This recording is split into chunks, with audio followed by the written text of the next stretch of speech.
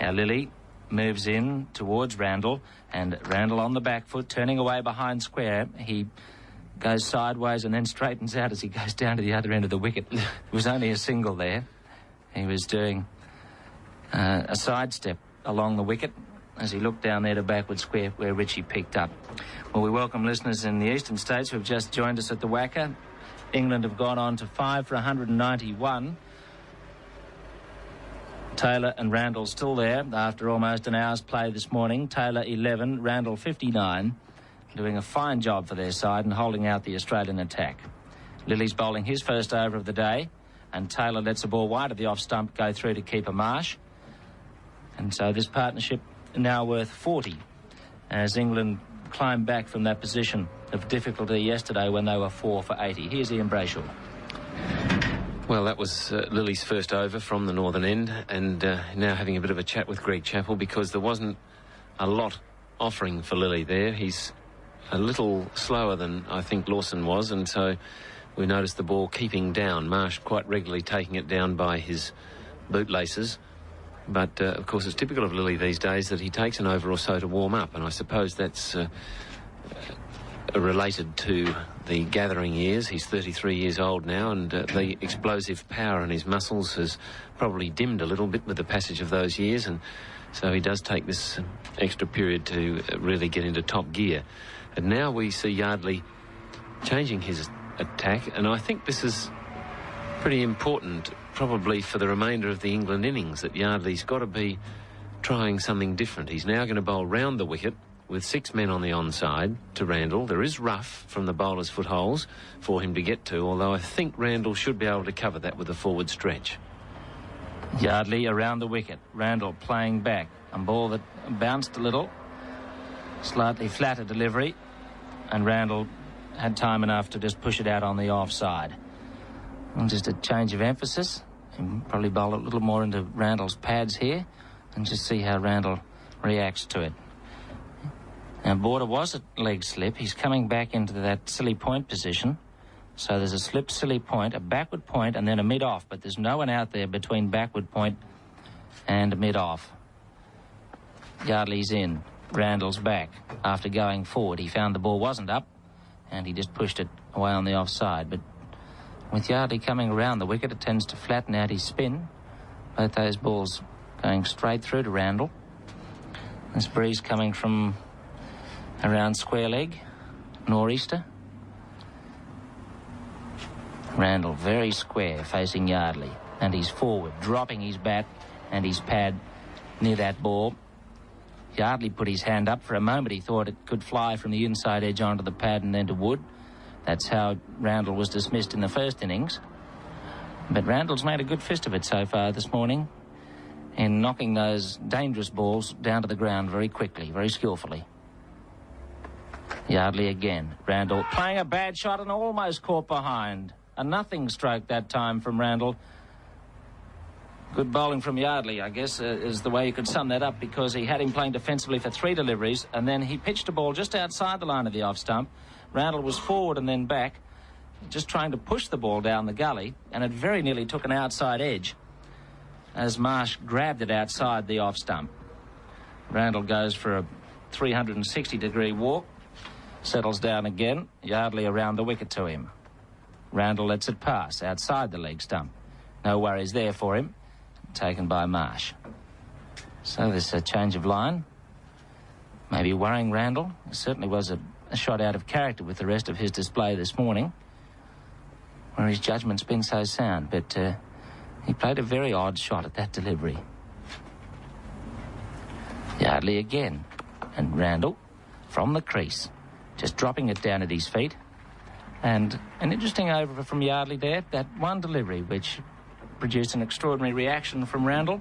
A maiden bowled by Yardley. England remain at 5 for 191.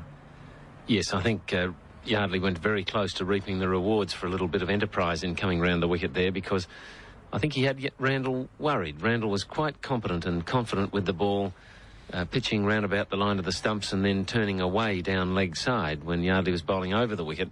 But, of course, this new line, straightening the ball up just a fraction. As Jim said, he does dull the amount of spin he gets by going round the wicket. But straightening up just enough and coming in on the line of the stumps, threatening Randall the whole way. And it brought a ghastly stroke from him. It was a terrible shot when he tried to run that one down towards third man. So it's Lilly to Taylor. Taylor watching it go through well wide of the off stump taken by Marsh. So Chappell relying now on Yardley and Lilly to try and effect a breakthrough. He's been searching for that for 55 minutes. And really the only possible chance was that edge from Taylor that went through Marsh and Chappell right between them. Perfectly placed, as it turned out, of Lawson, and went for 4. A good delivery. And there was a one confident shout for LBW against Randall. But apart from that, these two looked quite solid. Taylor again waits for Lilly. And he's hitting on the onside. A good shot, wide of mid-on. It's chased there by Lawson out towards the boundary at deep mid-wicket. Lawson getting close to it. The ball keeps running across the ground. And Lawson just pulls it in inside the boundary, flicking it into the field of play. And they come back for 3. Nice shot from Taylor off his toes. With Lilly slowly warming up to his task this morning. Must have been about medium fast on the leg stump, and Taylor into position very quickly to work it through the onside. So he's having a fine match here, 29 not out and 14 not out. And it's 5 for 194 now for England, a lead of 181. And Randall just holding up play once again here as he goes out to square leg to have his bootlace adjusted. Hughes has done that once for him. He's been sprayed by the aerosol can a couple of times to keep the flies away from his helmet. Always on the move. Randall adjusting his clothing, having it adjusted for him, trying to repel the insects and doing a fairly good job at repelling the Australian attack here. On 59, just a slip into gully. 3 men out on the offside now. Lilly from the northern end. Randall plays back, cocking it in the air towards square leg. Hughes fielded it backward square. There was no one in close. He was sure of that as he played the shot, just taking one hand from the bat and knocked it uppishly away on the onside, only a couple of metres from the bat before it went to Hughes behind square. But Lilly intent so far of driving that ball in towards Randall's leg stump. Might get one to straighten off the pitch, trap him in front. He faces up very square and then gets a bit more side on as he walks across, misses outside the line of the leg stump, trying to turn it down to fine leg as it went through to Marsh. And Randall having an excellent game here. 2 good innings. He's fielded well. And he has really vindicated his selection in the England side. Likes to play that shot when the ball is pitched around the off stump, drawing away and cutting behind point. And Lilly might give him the opportunity in a moment to see if he get a bit of bounce around there. He's in again towards Randall, and Randall back, then forward, pushing a good length ball as it turned out straight down the wicket. It goes past Lilly, and it's fielded down there by Dyson. Randall really... it seems as though he could be a nervous wreck by the end of the day if he stays out there. He's taking his helmet off, putting that back on again.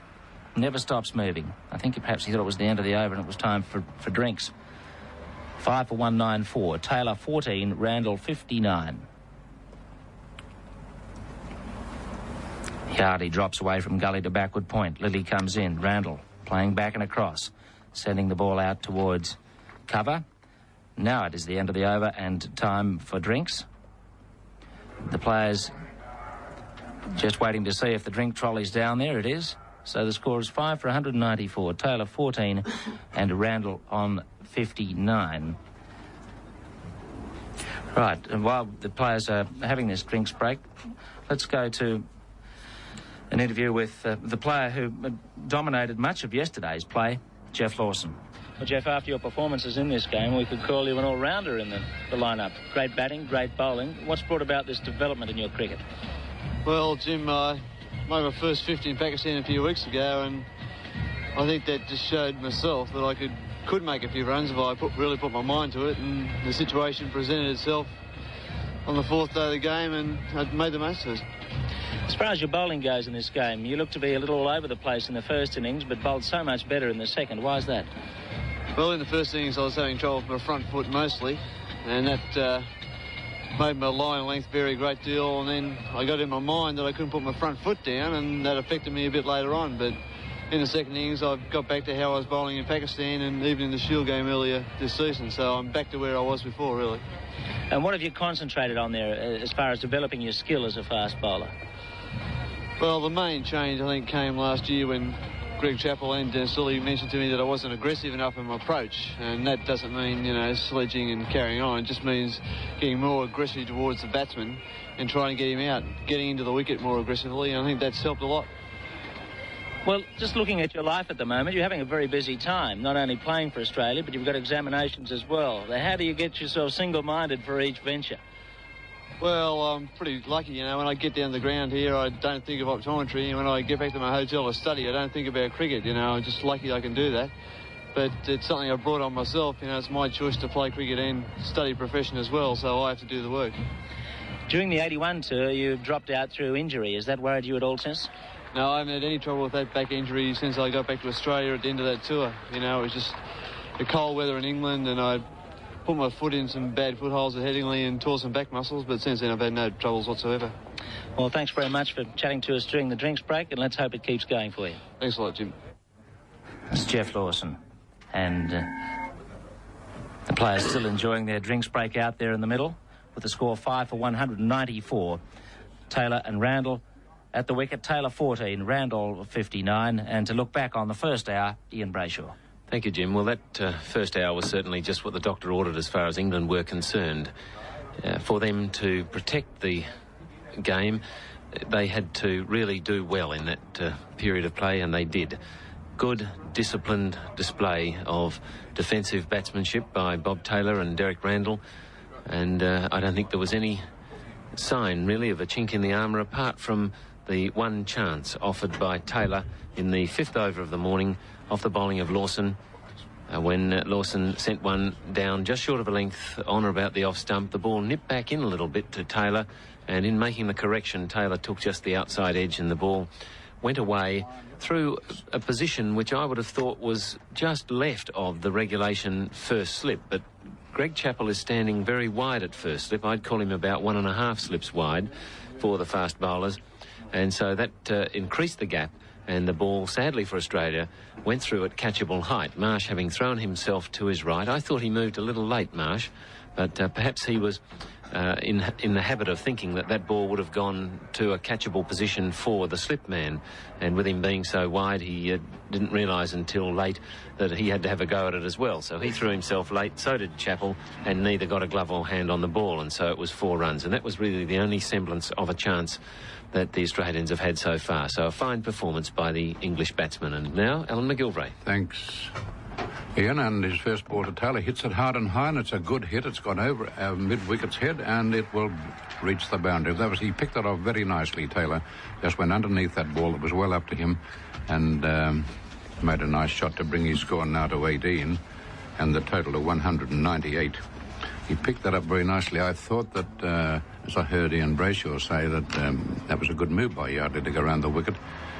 To Randall, yes, but if he's going to meet the aggression that Taylor revealed then, well, he has a problem. I thought Yardley's bowled fairly well this morning, but he's been played very well by these two batsmen there right now. Now, Taylor back, and he has to play a defensive shot to that faster ball that's played out on the offside to border. Well, it was good thinking. If you're going to bowl around the wicket, you can attack. And if he has going to do that, well, Chappell might have to rearrange his field and get a fieldsman out deeper there. But he hasn't any cause for it yet. One hit shouldn't permit that. And to see how Taylor approaches it. And Yardley moves in. Taylor's after him again, drives. It's a good shot, but straight to Lilly, who doesn't pick it up cleanly, but keeps the ball under control. So 5 for 198. This is good batting by Taylor. He's only scored 18, but he's been invaluable as a partner for Randall. And England are building themselves into a very, very good position, but they must have runs now, and runs quickly. And Taylor forward to drive it, and he'll take a single. Come on, he said, and he'll make it, with Ritchie fielding it between extra cover and mid-off. So one more to Taylor to bring him 19, and the total to 199. They're in a good situation now if they now attack. They have an hour to go before lunch. They have a lead of 186. If they can get a lead up about 230-40, the situation could be very interesting for the rest of this day. I don't think they'd even close then, but they still have to retain these 5 wickets, of course. But it's developing a little bit their way right now. And back he goes, Randall, to slide it away towards backward point. He does that very effectively, but not from a run point of view. And the score remains at 199 for 5. Now Randall with a different approach to Yardley's bowling round the wicket to that used by Taylor early in that over. And Yardley's next ball finds Randall back, forward first and then back. Plenty of time to play that ball, hitting the pitch and turning slightly in, but ever so slowly. And that ends the over with a score at 199, and it also brings Norman O'Neill to the microphone. Good afternoon, Norman. Good afternoon, Alan and listeners. Yes, a good game of cricket this right the way through. It seems to be dying a little bit at the moment from the Australian point of view. I just wonder if the Englishmen have got in the back of their mind what happened in England on a couple of occasions last season, where Australia were bundled out, I think on one occasion, Alan, in 67 minutes. And the way they're going at the moment, I couldn't see a declaration at 240 around about lunch. I think they'd probably bat through halfway through the middle session and bowl for 3 hours. Well, back to Lilly now to bowl the first ball of this over. It'll be to Taylor. And Taylor hit on the body. That ball lifted quickly, coming in a little bit to him off the pitch. And although he offended the ball, or tried to offend the ball, it went over the top of his bat and struck him on the right forearm. So 5 for 199. Lilly bowling about medium fast. He's not using the long run. He may this time, but in the first over he didn't. Just he's stretching out now. He's going right back to his normal bowling mark. And turns now to come in from the member stand in with the breeze coming directly across the pitch from the offside as he bowls to Taylor. And Taylor, it's a faster one that time, but goes back, hurries his shot a little bit to stroke it out towards extra cover. And there was no run from that. So it's 5 for 199. Taylor 19, Randall 59. And England building themselves up nicely. But this is a situation with 5 wickets yet in hand. I think they would be thinking now of trying to increase the scoring rate and give them more time to bowl against Australia this afternoon. Well, that's a long way off yet. But meantime, Lilly is coming up again to bowl to Taylor, who turns him on the onside. A nicely placed shot. He takes one. Lawson coming across from mid-on is onto it quickly. He returns. That's a nice return. Good bit of cricket. Good fielding. Good shot. And it makes the 200 up for 5 wickets. And Taylor moves on to 20. Now the short leg fieldsman goes away. That's Wood from there toward mid-wicket. Backward square leg fielding fairly deep. Could be a thought of a shorter ball here to entice Randall, but although that fieldsman has been there most morning, he hasn't played that shot. Now Randall goes forward, then stands still in his crease as he moved backward to try and glide that ball through the gully. He certainly put it away past point, but not past the fieldsman border. Now Chappell takes away another slip fieldsman. Hook's going away from there towards point. Border moves round to cover. Not much need on the pace of this pitch for a second slip at this stage. 74 overs have been bowled. This is 74 overs have been bowled with this ball. And there's not much sheen on it now. And now Randall waits for Lilly. And Randall drives nicely square of the wicket, and Hooks can't get it. He'll get a run or two from this. One already. Hooks nearing him, but so is the batsman Randall turning for his second run.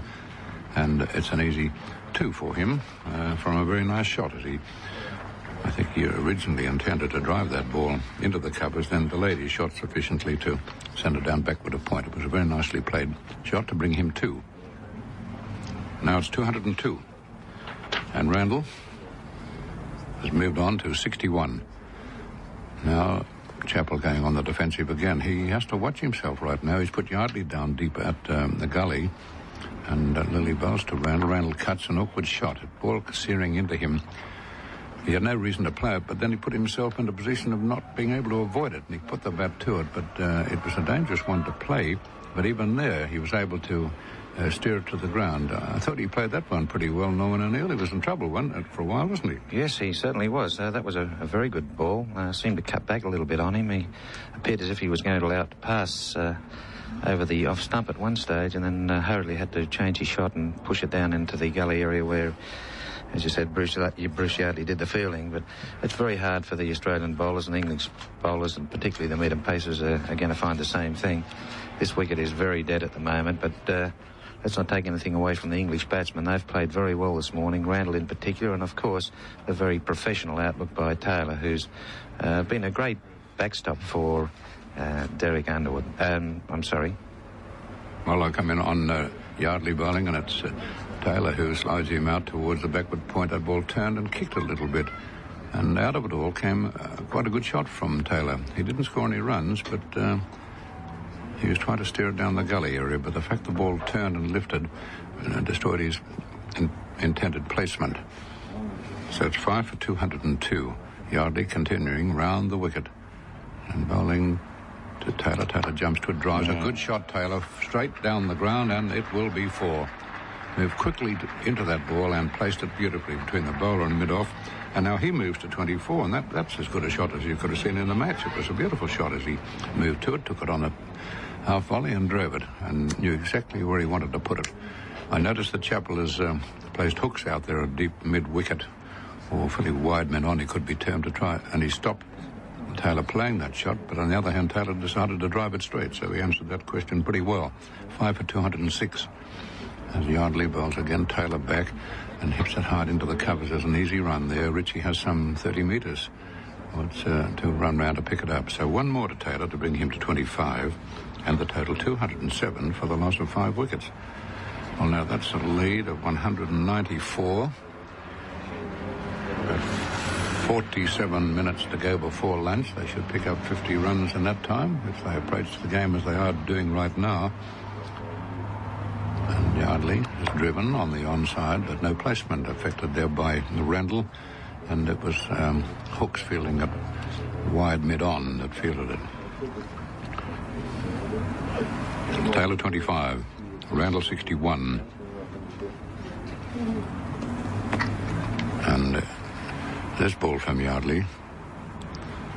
And Randall swings at it and gets it away for 4 runs, back with a square leg, a sweep shot, but he picked it up beautifully. It's there right now. Timed that well. No risk at all playing that shot, coming down on it as he did, bowling round the wicket. Very difficult to get a leg before, and he dealt with it to take his score now to 65, and the total 211 for 5. So I think the message would have come out with the drinks then. If you can, quicken it up a little. We've got 5 wickets. Don't overdo it, but just increase your scoring rate, and that is apparently what has happened, because it is appearing to be their intention right now, and that's good thinking. So Yardley bowls again to Taylor, to Randall, and Randall sweeps it, but he doesn't find the gap as Lawson's fielding down there. A similar shot, but he reached for it a bit more. It was more or less on the off stump, but he swept that ball, but that could not place it past that fieldsman. At the end of the over, 5 for 211. This game's becoming very interesting right now. It certainly is, Alan, and England are now dictating the terms. Australia needed that breakthrough early this morning, which didn't come about.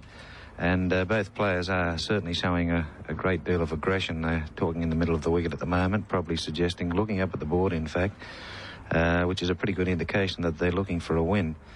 I think they're going to find it very hard to bowl Australia out on this wicket. I don't think they'll give Australia a chance to gain victory. I can't see any generous declarations, particularly in the first test match of a series between England and Australia. But it could be an interesting afternoon. As we have said earlier, Australia have been known to collapse in the past on 2 occasions just recently, and I'm sure the Englishmen are well aware of that.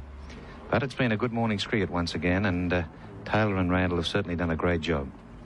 Well, it's Lilly now to bowl, and it's to Taylor. Taylor gets a shorter one, gets him on the glove. Randall wants a run. Taylor says no. Taylor wins.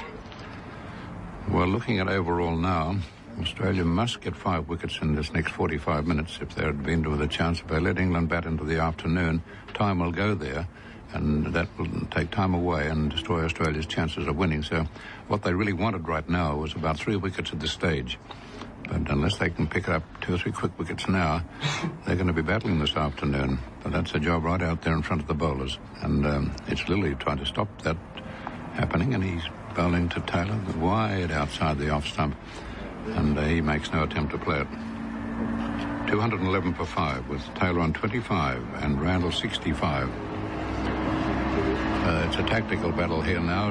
Norman's quite right. No captain, either England or Australia, would give a game away like that and make it a sporting chance. Willis would not want to go one down, nor would Chappell. So I would think that if he has the opportunity of closing, Willis will make it very, very difficult. But he may not even have that, so let's wait and see as Lilly goes into bowl to Taylor, and Taylor flashes on a ball outside the off stump. He hit right over the top, but he wouldn't have played that shot an hour ago. But the reason he did it, he wants to pick up some quick runs, and so I come back to my thought during that drink interval, the message would have been given to them by their 12th man, try and hasten a little bit more. But Taylor, a very quick batsman, seldom plays a shot of that type. So it makes me think that they are really set out to try and win this match from here. And in so doing, of course, if they play a little rashly, they can lose their wicket. So this next 45 minutes is a fairly vital period for both sides. 5 for 211 with Lilly going into bowl to Taylor, and Taylor drives nicely through the covers. I don't think he's got enough in it to take it to the boundary, but Dyson chasing it will pick it up inside. They've taken 2. They won't take 3. The return's on its way.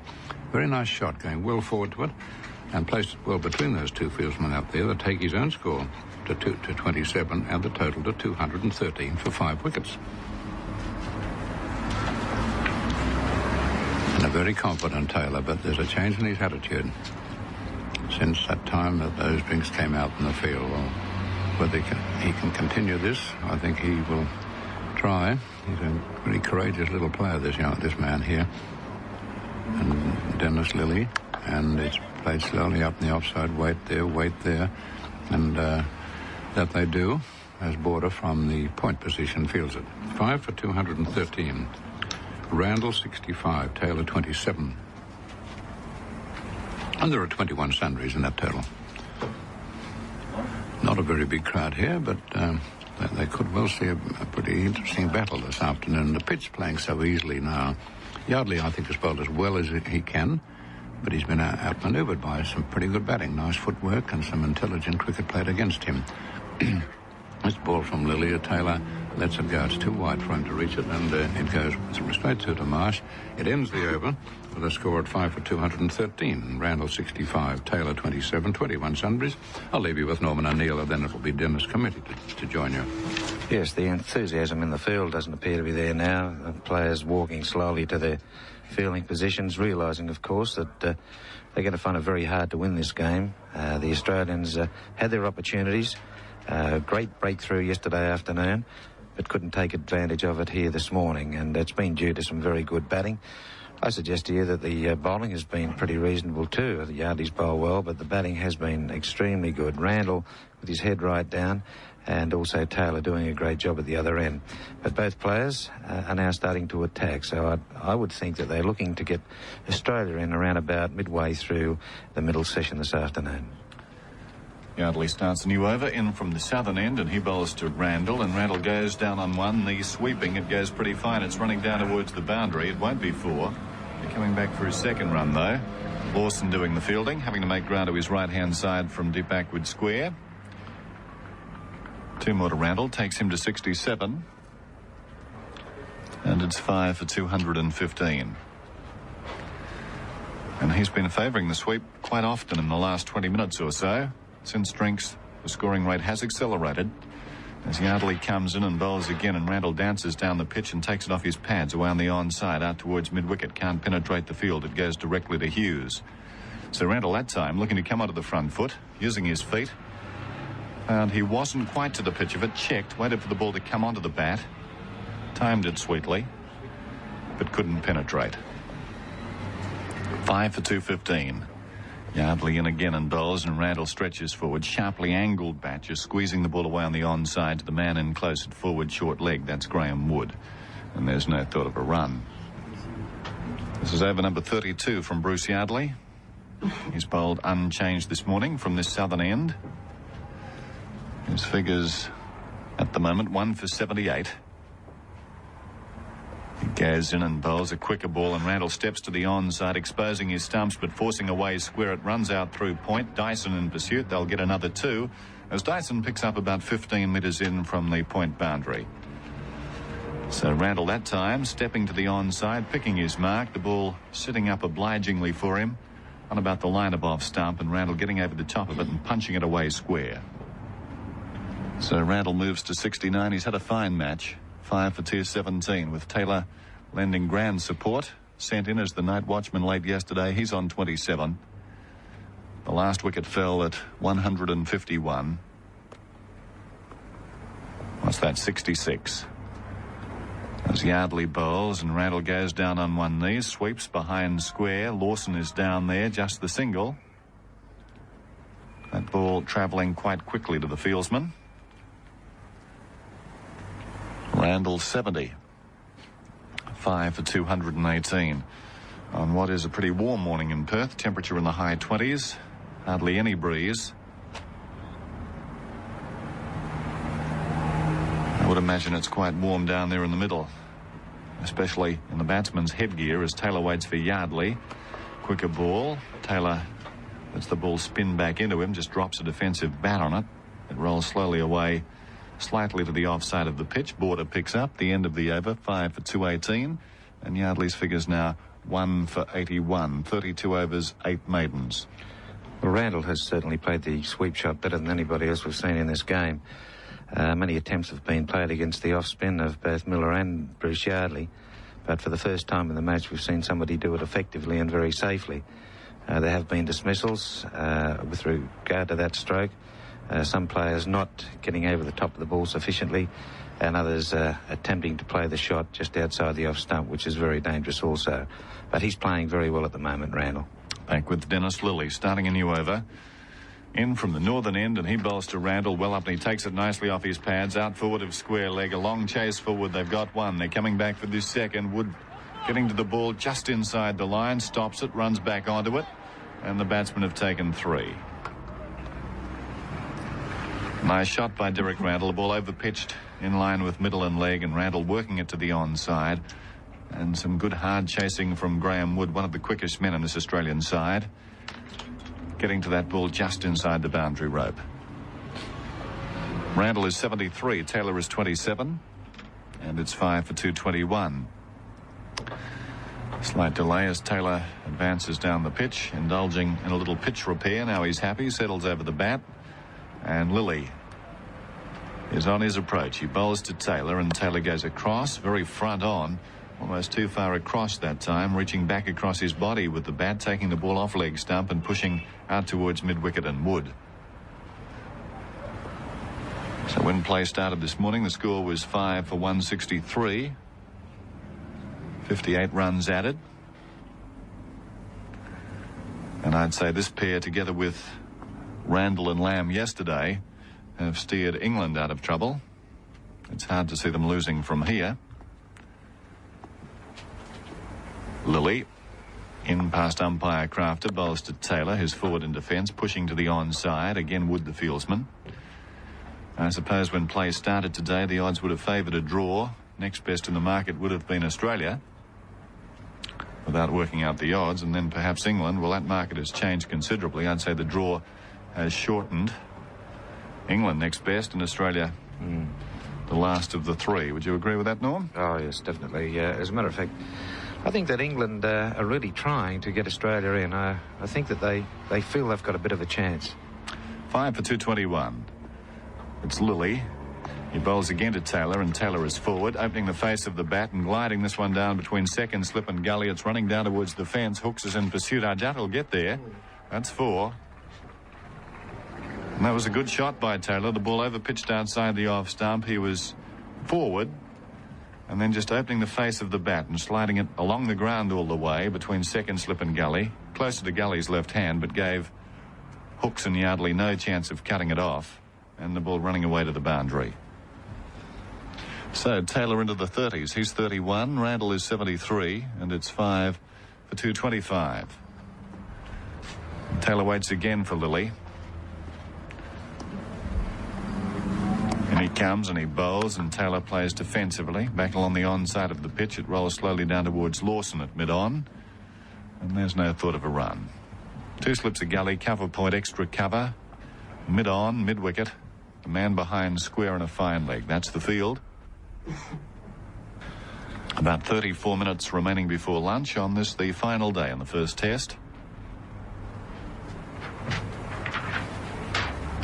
It really has been a pretty interesting contest from the start, after Chappell won the toss and put England into bat. The fortunes have fluctuated many times as Lilly comes in and bowls to Taylor. Bouncer, he goes underneath it. Through it goes to Marsh. That's the end of the over. 5 for 225. And Lilly's figures 1 for 56. From how many overs, Harry? 21. 21 overs, 8 of them maidens. I'm sure that Chappell would have hoped to have had Alderman out there. The bowlers are bowling quite well, but getting a little tired, I feel. And Terry Alderman, who plugs away and can produce that very good ball on the odd occasion, would have been a great asset to the Australians, but that wasn't to be through that injury, forcing him out of this game. And as a result, the Australians have got to work very hard, those bowlers that are being used. Lawson, I thought, had bowled pretty well. Dennis Lilly at the moment trying to keep the runs down and leaving the attacking to Bruce Yardley. And Yardley it is who starts a new over in from the southern end, and he bowls to Derek Randall. Well flighted. Randall goes down on one knee and takes a ball from middle and off, sweeping through square leg. They've got one. They're coming back for his second as Lawson does the fielding and fires back a lovely return. But 2 more to Randall. As I mentioned in the previous over from Yardley, he has favoured the sweep, and again, well executed. Sliding the ball away down behind square, despite the fact the ball was on about middle and off stump. 5 for 227. Yardley in again. He bowls to Randall, and Randall is forward and checks himself. Plays defensively back along the offside of the pitch. Just dropping a dead bat on that one after initially giving the indication he wanted to come to the pitch of it and perhaps drive. And perhaps Yardley, sensing that, dropped it a little bit shorter. Yardley bowling to a batsman in form at the moment as he goes in and bowls again. And turned on the onside, down behind square by Randall. They take a single. Randall goes to 76, and it's 5 for 228. And so now Yardley gets a chance at Taylor.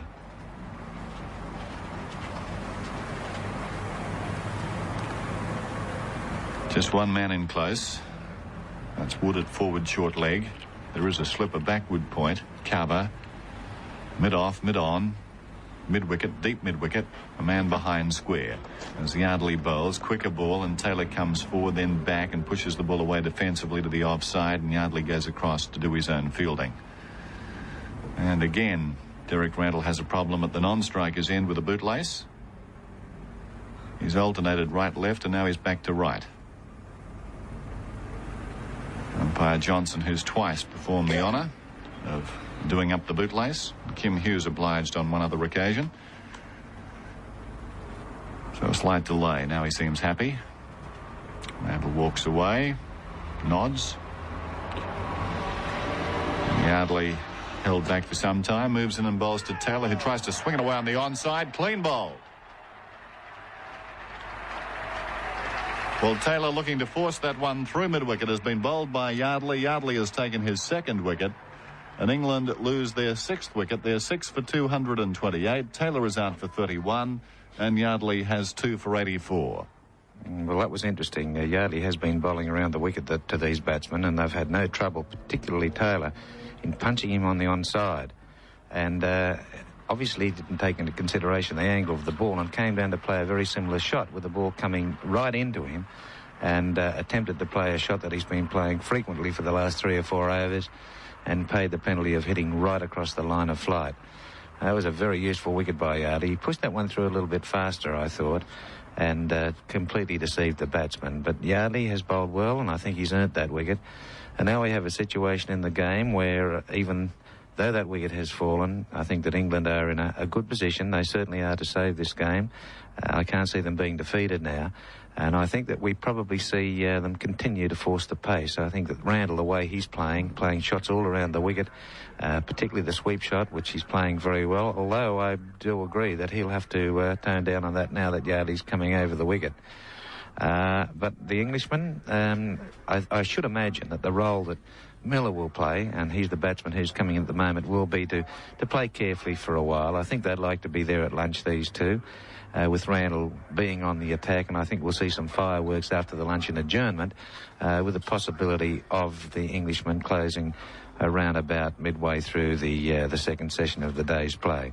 But it has been a very interesting match all told, and it's not over yet by any means. It would appear as if we're headed for a draw. The wicket is playing very well.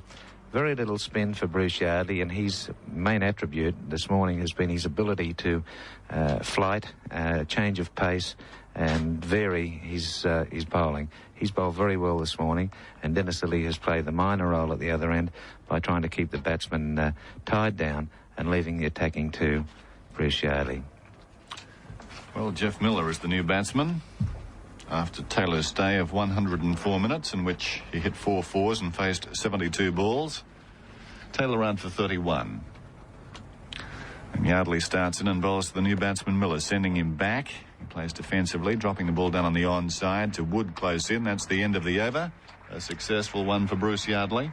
And the partnership between Taylor and Randall taking the score from 151 to 228. And of course Miller, a very accomplished batsman, is the ideal man to come in now and lend similar support to that which Taylor was giving Randall. And Randall, if he wants to go after the runs, in pretty good form, as we mentioned in the previous over, and he could take toll of these Australian bowlers given the support that Miller is capable of lending. I know we're going to see a change in the bowling, which is not surprising. Alan Border's coming in to try and add a little bit to the attack. He had a reasonable spell, and another wicket here could make things rather interesting. It'd be nice to see. I suppose it'd be a fairy tale story if it did come off, but Australia chasing about 240 in just short of 2 sessions. Now that would be a little better than a run a minute on this wicket, which is getting slower and slower by the hour. I think that the Australians would have to play extremely well to force a win.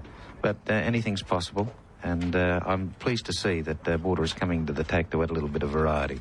6 for 228 then. Border about to start in from that northern end between the umpire and the stumps. Left arm around the wicket. He bowls to Randall, who goes back onto his stumps and pushes out towards cover. Dyson does the fielding. This is Border's 5th over. He bowled 4 yesterday. And so far today we've seen 5 bowlers used, is it? Or 4, just thinking back. We'll wait for Border, who comes in and bowls to Randall, who plays straight back along the pitch. Border does his own fielding. Chappell started from that northern end to enable Yardley to operate from the southern end. Then Lawson and Lillee, and now Border in succession from the northern end. Alan Border. Around the wicket he comes, and he bowls to Randall, who dwells on the shot and forces out towards mid-off. No real power in the shot. They took it low on the bat. It goes bouncing out to Lawson, and there's no run. Randall 76. Miller is yet to score. The man out this morning, Taylor, in the previous over for 31, bowled by Yardley. Border comes in now, quicker ball outside the off stump, and Randall forces it away off the back foot through cover for 4.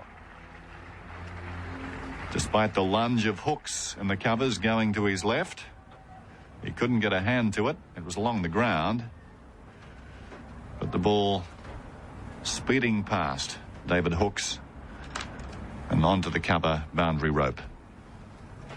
6 for 232. Randall is 80. He waits again as Border is in and with him now, and he tries to turn this one down fine on the onside. Strange looking shot. It may have come from the pad and runs away very fine down towards fine leg. They cross for a leg by, so sundries go along to 22, and it's 6 for 233. Strange looking shot by Derek Randall, looking to help it merely on its way. That ball pitched outside the ladder leg stump, and he was trying to hit it almost directly down towards the fence with a backhanded sort of shot. The bat still in both hands. Still, he didn't make contact. He's at the non-striker's end, and Border bowls to Miller, who pushes to the offside. Border does his own fielding. That's the end of the over. 6 for 233. Randall is 80. Miller is yet to score. And Border now has bowled 5 overs. That one cost him 4 runs. His figure's no wicket for 15. He's bowled 2 maidens. There's no turn there for Border, and I think he's got to give that ball a little bit more air and keep it well up to the batsman. And in doing so, he'll be bowling to his field. But it was a beautiful shot by Derek Randall. He got on the back foot and punched that very hard, wide of the cover point fieldsman, and picked up 4 beautiful runs. And he's now on 80 and hitting the ball extremely well. And a century is within his sights after his very fine knock in the first innings. Now Yardley bowls to Randall, sending him back onto his stumps, and that ball just missed the outside edge of the bat, taken by Marsh, and it couldn't have missed off stump by all that much either. That ball skidding through. Randall was forward, then back, very front on, looking to push defensively to the offside, and the ball just beating the outside edge. Precariously close as far as Derek Randall was concerned, and bad luck for the Australians and Bruce Yardley. 6 for 233.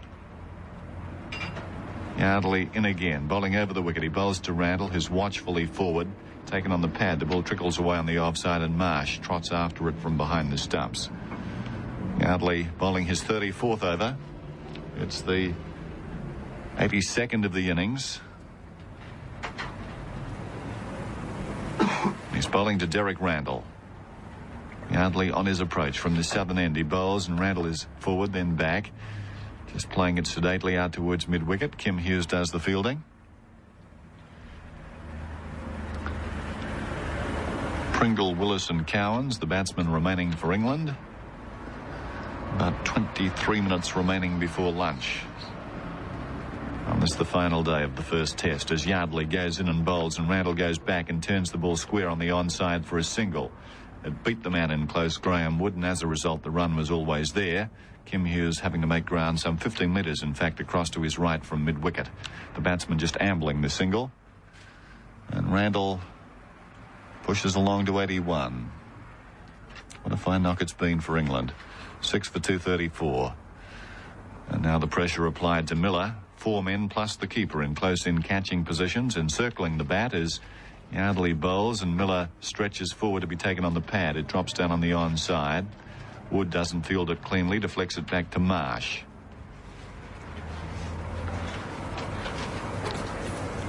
And I suppose, looking into the future, this man at bat at the moment will have a big responsibility if England are to win this game, or come close to that. Jeff Miller took 4 wickets in the first innings, waits for Yardley. Quicker ball, takes him on the pad. It drops down on the onside. Again, Wood does the fielding. That ends the over from Bruce Yardley. It's 6 for 234 with Randall 81, Miller yet to score, and Yardley has 2 for 85. Just the single in that, his 34th over. He's bowled 8 maidens. A very aggressive field there by Chappell to the bowling of Yardley, and Miller very hesitant in what shots he should play and what shots he shouldn't. He's trying desperately not to get that inside edge onto the pad. There are 4 men around the wicket area waiting for the opportunity should he make that mistake. Border starts his second over of this spell. In, bowling to Randall, who tries to tug him on the onside, runs down towards fine leg, having played the shot. He travelled about 10 metres. He threw everything at that, but the timing wasn't there. The ball coming off a thick bottom edge, bouncing out to Kim Hughes, fielding beside the square leg umpire. It wasn't for the lack of trying that ball didn't go to the boundary. Border bowls again, and Randall, more sedately forward this time, just pushes away to the onside, out towards mid-wicket. In comes Graham Wood to pick up. Randall 81, it's 6 for 234. Border turns, starts in again. Under a cloudless sky, left arm around the wicket. He bowls to Randall, short outside the off stump, sitting up obligingly. He punches it out through extra cover. It's racing away towards the boundary. Hooks is in pursuit. It's going to be touch and go. Will he get there in time? No, he won't. The ball finds the boundary rope at the extra cover boundary, about a metre in front of the pursuing David Hooks. Randall stepping to the onside, giving himself room in which to play the shot. The ball sitting up, as I mentioned, outside off stump, and he punched the ball, finding the gap on the offside. 3 men almost in a line out there, extra cover, point and cover, so not a lot of space, but the timing and the placement brings Randall 4 runs. He moves to 85 at 6 for 238. And we're back with Border again. He comes in and he bowls to Randall, and Randall goes down on one knee, looking to sweep. It brushes the pad. It rolls away towards leg slip. Chappell comes across as the ball eludes Marsh. No run resulting.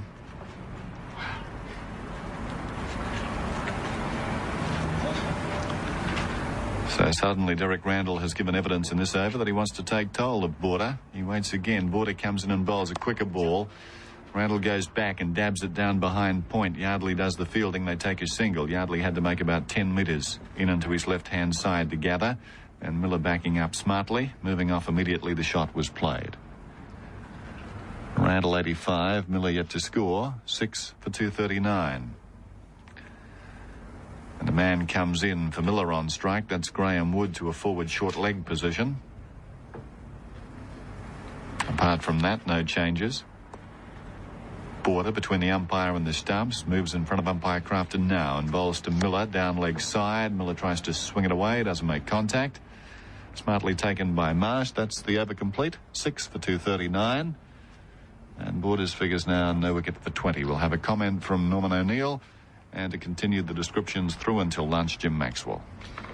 Well, I think the Englishmen are going to give us a bit of a shock in this series. This has been a very good wicket, admittedly, but it's the way they've gone about their batting that's impressed me. They've got a combination going all the time. There's one player holding up an end and the other player attacking, and I think that we'll see them in a situation sometime during the series where both attacking batsmen, when they're together, and there are about 4 of them in the side, will play some very good cricket.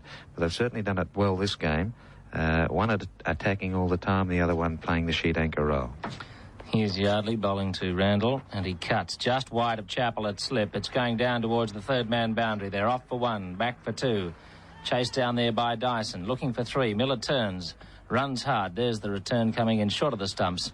Stopped by Chappell at slip.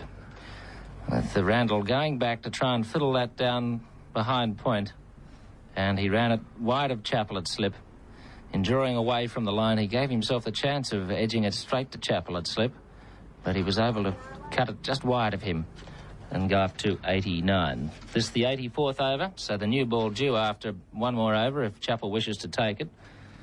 He's only got 2 new ball bowlers out there, and they both had a good bowl this morning. Yardley again, and Miller's caught behind by Marsh. Playing at a ball outside the off stump that went straight on with his arm. Miller pushing at it. It took an outside edge. Yardley takes another wicket as Miller tried to push that away on the offside. It took an outside edge. It appeared to go on with his arm rather than spin back, and Miller is out for a duck, and England 7 for 242. Well, I suppose to a lot of people, they would think that was just a wide delivery, but I thought it was extremely well bowled. He's been concentrating just outside off stump and also leg stump to Miller with those men in close, and he pushed that one through very quickly. And I think that Miller was surprised by the pace, and it seemed to drift away a little with the breeze, and Miller was committed to his shot because of the pace of the ball and couldn't alter it. And it was a fine catch taken behind by Roddy Marsh, one that came straight through, but when a keeper standing up like that, I'm sure they're all very relieved to see that ball safely and firmly in their gloves. Now we have an interesting situation once again. This game has been fluctuating in fortune for both sides right throughout this game. We've seen collapses and recoveries right throughout the match, and this is a vital time now for both sides. I think that if Australia can continue to get these batsmen out, and I suppose it goes without saying, then we could see a very, very interesting match here this afternoon. Now, I'm sure that the Englishmen will try to consolidate the position even further now. I should imagine with Randall approaching his 100, he will probably tuck in a little bit now that his partner has fallen. And I don't know the ability of Pringle, but he'll certainly want to stay around there for a while, and I should imagine that the Englishmen would like to bat for about an hour after the lunch and adjournment. If they can't manage that, then I think Australia will be in 2 minds as to whether to go for victory or whether to just play the natural game, which is I think they'll probably do, see how they're going, and if they get themselves into a situation where they've got a chance, go all out after it, or if they get into a bit of trouble, just try and play the day out. But either way, it's going to be a very interesting afternoon's cricket. Pringle, the new batsman, and a point we might take up at the end of this over is what will Chappell do with the new ball due any moment? Is he going to press on with the Yardley and or Border, or perhaps himself down at the other end? Yardley has 3 wickets and he's threatening to wipe up the tail as Pringle drives a good shot out towards extra cover, and it's well stopped there by Ritchie. I might be a bit unfair there when I talk about the tail, because Pringle has batted as high as 4, 5 and 6 in first-class cricket, and here he is coming in at number 9. But he's a newcomer to Test cricket. It's only his 5th Test match, and he hasn't made many runs in his appearances to date. Yardley comes up. Pringle is forward and pushes out on the offside. At 194 centimetres, he is the tallest man on either side out there. He's taller than Bob Willis, which will give you some idea how tall he is if you can't follow the metrics. Slip, silly point.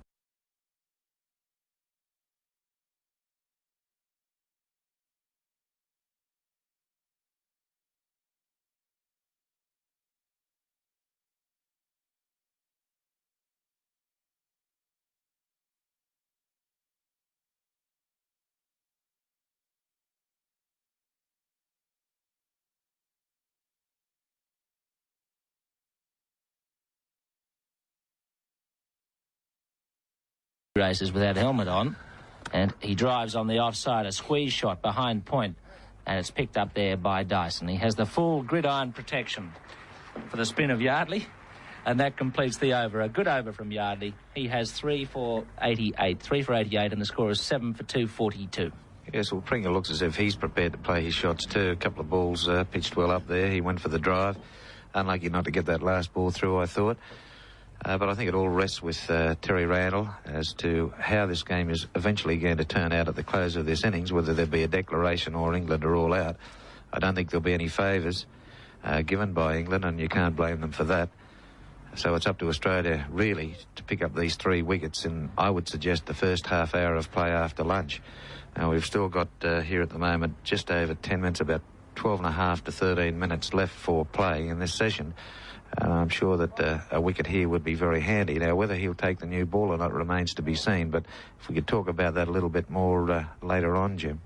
Yes, well, I saw Chappell and Lilly have a conversation there, but it's Border bowling, and Randall turns away behind square. A neat shot, just following a ball pitched in line with his pads and turning it behind square leg where Ritchie's fielding in the deep. So Randall moves to 90. Pringle yet to score. England 7 for 243. They've lost Taylor, who was bowled off his pad by Yardley for 31, hitting across the line. It flicked his pad and went into the stumps. And then Miller caught by Marsh as he pushed at a ball that went with the arm from Yardley. And Marsh took a good catch. Miller out without scoring. Now, this giant man, Derek Pringle, waits for Border. And the first ball is well up. And he pushes it slowly back up the offside. Pringle with the blue helmet and face mask, gridiron face mask, facing Border, and he plays back, chopping this shorter ball away on the offside, straight to extra cover, hooks us across to field. A ring field here with slip, a short forward leg, then point, cover, extra cover, mid-wicket, deep backward square leg. Border left arm around the wicket from the northern end. Pringle driving, good shot, straight to extra cover, no run. Well fielded by Dyson, who got a favourable bounce. So Pringle, still looking for his first runs in Test matches against Australia. Didn't score in the first innings. Lilly delicately removed his off bail. As Border has Pringle coming forward in defence, and it goes out on the offside. That bat that Pringle has is probably the normal size, but in his hands it really does look like a match. It just doesn't measure up against his giant frame. It's anything other than a toy bat as he gets a very awkward ball from Border, playing back to a slower pitch delivery, and he chopped it away from his stumps, but it did kick a little from the pitch. but he was able to keep it out. 7 for 2, 43 at the end of that over. Randall 90, Pringle yet to score. Well, the big question, I think, is being answered right now, and we see Dennis Lee coming to bowl from the river end. And it's 7 for 292. We welcome listeners in the eastern states who have just joined our broadcast of the first test here at the WACA ground with the news that England are pushing on well after lunch. We've been playing now some 35 minutes. England at 7 for 292. Pringle is 20. Randall is 115. There are 26 sundries. And we have Lawson bowling from the northern end to Randall, who plays defensively away on the offside out towards point where it's fielded by Hughes. So the succession of boundaries comes to an end with that delivery. The previous two had been smashed to the offside boundaries for 4. One lofted over point and the other out through extra cover. Gallipoli. When it comes to understanding war, art is our secret weapon. Rachel Griffiths presents When the War is Over. If it's too risky to say, sing it. Starts tonight on ABC TV and ABC iView. ABC Sport, your home of rugby. England with a substantial lead. Australia's lead, of course, on the first innings 13. So 279 the lead now as we watch Pascoe, or rather Lawson. And he bowls to Randall, who pushes defensively out towards mid-off. And Hooks comes in from cover to pick up. The men out today, Taylor for 31 when the score was 228. And Miller, the last to go shortly before lunch for no score when the score was 242. Willis and Cowan's the batting to come for England. And it does seem almost inevitable now that this match will be drawn. Derek Randall, a fine century. He waits again for Lawson. That breeze is backed around. It's now coming from the southwest. A full toss played back along the pitch by Randall. Lawson does his own fielding. The big fellow must be pretty tired, but he got down quickly to cut that one off. In fairness, Randall not timing it as he would have liked. Randall made his century in 228 minutes, 10 fours, 198 balls. And what a timely innings it was for his country.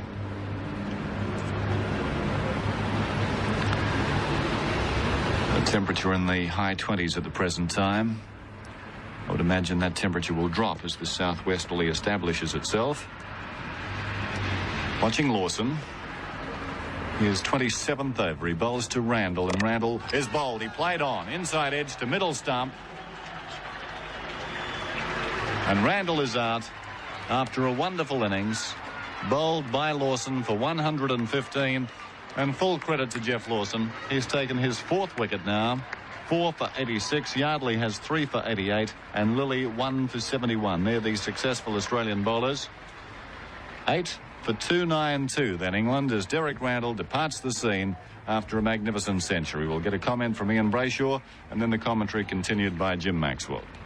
Yes, what a fine knock it has been from Derek Randall. I think he not only made a personal century which gave him great pleasure, but also he has seen England out of a tight spot at 4 for 80. And they really were struggling when he came to the crease. They're looking right down the barrel of defeat at that time, and now he's placed them in an absolutely impregnable position. Should the innings end almost immediately, the England lead is 280 odd, and I would expect that there would be something less than 50 overs of play remaining, which would mean that Australia were looking at a target of something like just under 6 runs and over, which is completely against the tide and flow of the game. But it was a fine knock from Randall. He's a busy little fellow out there, but by golly, he strikes the ball cleanly, and he plays a magnificent array of strokes all around the wicket, down the ground, behind point on the offside. Some absolutely delightful cover drives, none better than the one he played off off Lawson, the second ball of that over. Some rather inventive strokes, particularly the short pitch deliveries away through the onside. One described just a little while ago as a tennis stroke by Alan McGilvray. A nice mixture of strokes. He's always an interesting fellow out there with his running between the wicket, his calling. He's got this loud, piercing voice, and He's inclined to take off like a crab when he runs down the wicket and then pick up the run. His fidgeting away down there, all characterising Randall, and he really is something of a cult figure. Willis now comes out to join Pringle, and I add my congratulations too to Jeff Lawson. So it's Lilly bowling to Pringle. It's wide of the off stump. Pringle offers no shot, and it's through to Marsh. Randall's 5th Test century, his 3rd against Australia. He occupied the crease for 262 minutes, 13 boundaries, faced 217 balls before going back to Lawson and knocking it down into his wicket, and then very thoughtfully put one of the bails back on the stumps before he left the ground. 8 for 292. Pringle 20, Willis, the new batsman, and Lilly from the southern end comes into Pringle. Pringle plays back and almost chops it into his stumps. Playing late to a ball that cut back off the wicket. Pringle got his bat to it at the last moment. It was almost right through his defences. It took the bottom of the bat, went into the ground and over the stumps. We've seen that several times in this match, when players have hit the ball down and past the stumps, and maybe Randall can consider himself unlucky to have been out in that fashion, but it gave Jeff Lawson his 4th wicket, and I don't think anyone here will deny that he has bowled well enough to take at least 4 in this innings. Up goes Lilly. Pringle gets a short ball, sends it out on the offside on the back foot, picked up at extra cover by Greg Ritchie, the 12th man subbing for Terry Alderman. Alderman was a part of the action this morning. I saw him there at fielding practice.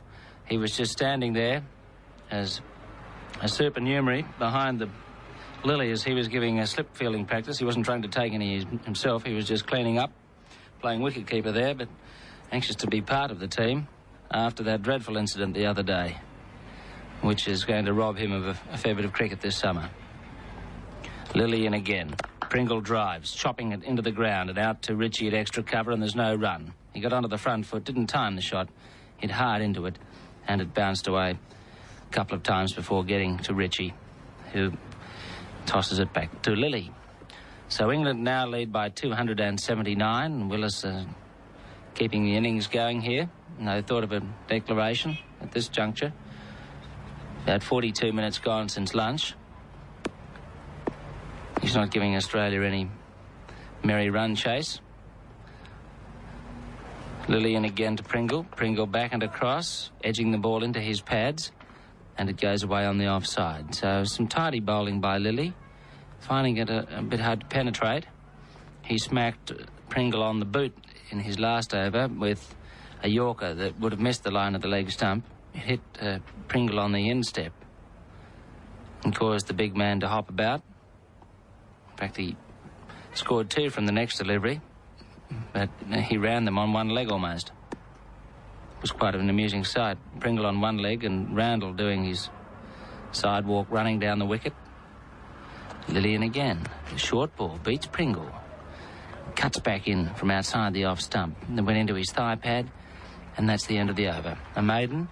Willis will have strike to Lawson with the score 8 for 292. 8 for 292. Randall out, bowled Lawson for 115.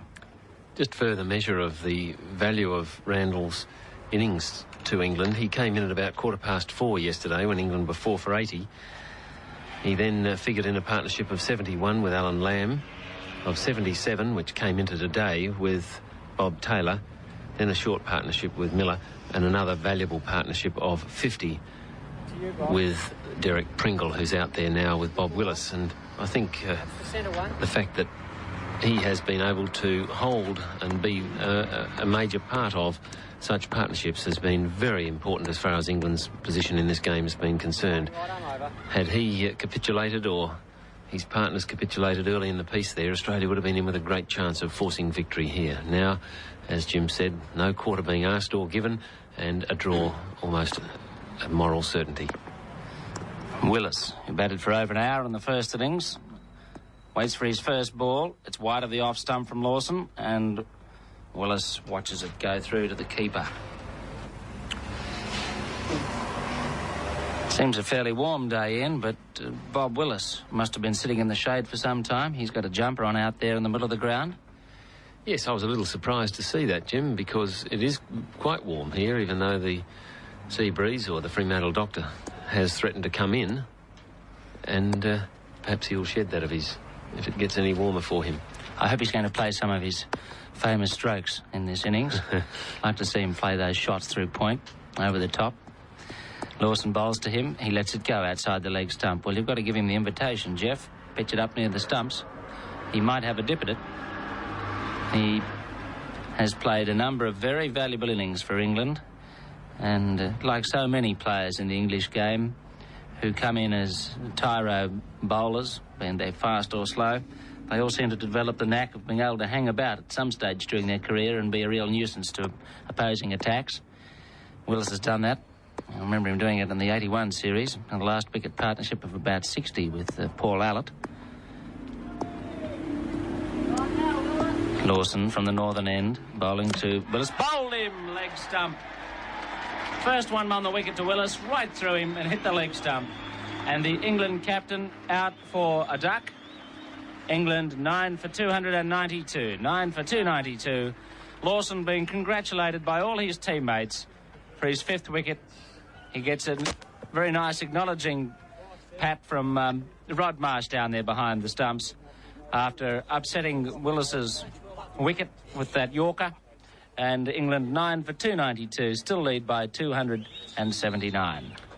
Well, not much to be said about Bob Willis's batting, really. He wasn't there long enough for a comment, but certainly Jeff Lawson's bowling is worthy of comment, and he really has resurrected the performance. And we touched a moment ago on the fact that perhaps it was a confidence booster that he got from his fine batting performance in Australia's first innings when he notched up his 2nd Test half-century. Well, he's just notched up his 2nd Test 5-wicket haul, the first of them being 7 for 81 at Lord's in 1981, when he bowled magnificently from memory and gave the England batsmen a very torrid time. And talking to some of the players in that game, apparently Jeff was able to exploit a bit of a ridge in the wicket there, just a slight ridge, and apparently with his height he found that that ridge was on a very good length for him, and he exploited it magnificently and ended up, as I said, with 7 wickets for 81. Well, England are going to go all the way with their batting, because out comes Norman Cowans to join Pringle, and who could blame Willis for not making a declaration? I don't think I could. There's too much at stake. There would be nothing worse for England than to go away from Perth having given a game away. It would not only put them behind the 8 ball as far as the series is concerned, but it also wouldn't do anything for the confidence of the team going into the next Test match. And bear in mind that in this team are not a great number of men deeply experienced in playing Test cricket in Australia, and I think Bob Willis would be well aware of that. So as Cowans reaches the crease, one wonders, can Lawson add another wicket to his haul, and can Australia in fact take the bit by the teeth and hang on grimly to keep this game away from England? Because we went earlier this morning through a list of poor 4th innings performances by Australia in recent Test matches. Well, Norman Cowans, who made 4 in the first innings, waits for Lawson. 3 slips behind him, and the first ball is off the edge. It's gone through border and down to the boundary. It's flying down there, and it's gone for 4. It went from the edge, it bounced in front of border, who seemed to be getting behind it, but it went right through his legs as he tried to get his hands behind the ball and flew down there for 4. So Cowans scoring 4 as he did in the first innings when he nicked the ball past Chaplet slip. Cowans apparently does play a lot of shots, but doesn't often hit the ball. He did that time, but he was playing defensively. A nice controlled snick through the slips. 9 for 296. What else can he provide for the England batting here as he swings on the onside? A nice shot out through square leg. He'll get 2 runs for this. Just turning Lawson away in front of the umpire, and they come back for 2 as Wood chases out there towards the boundary.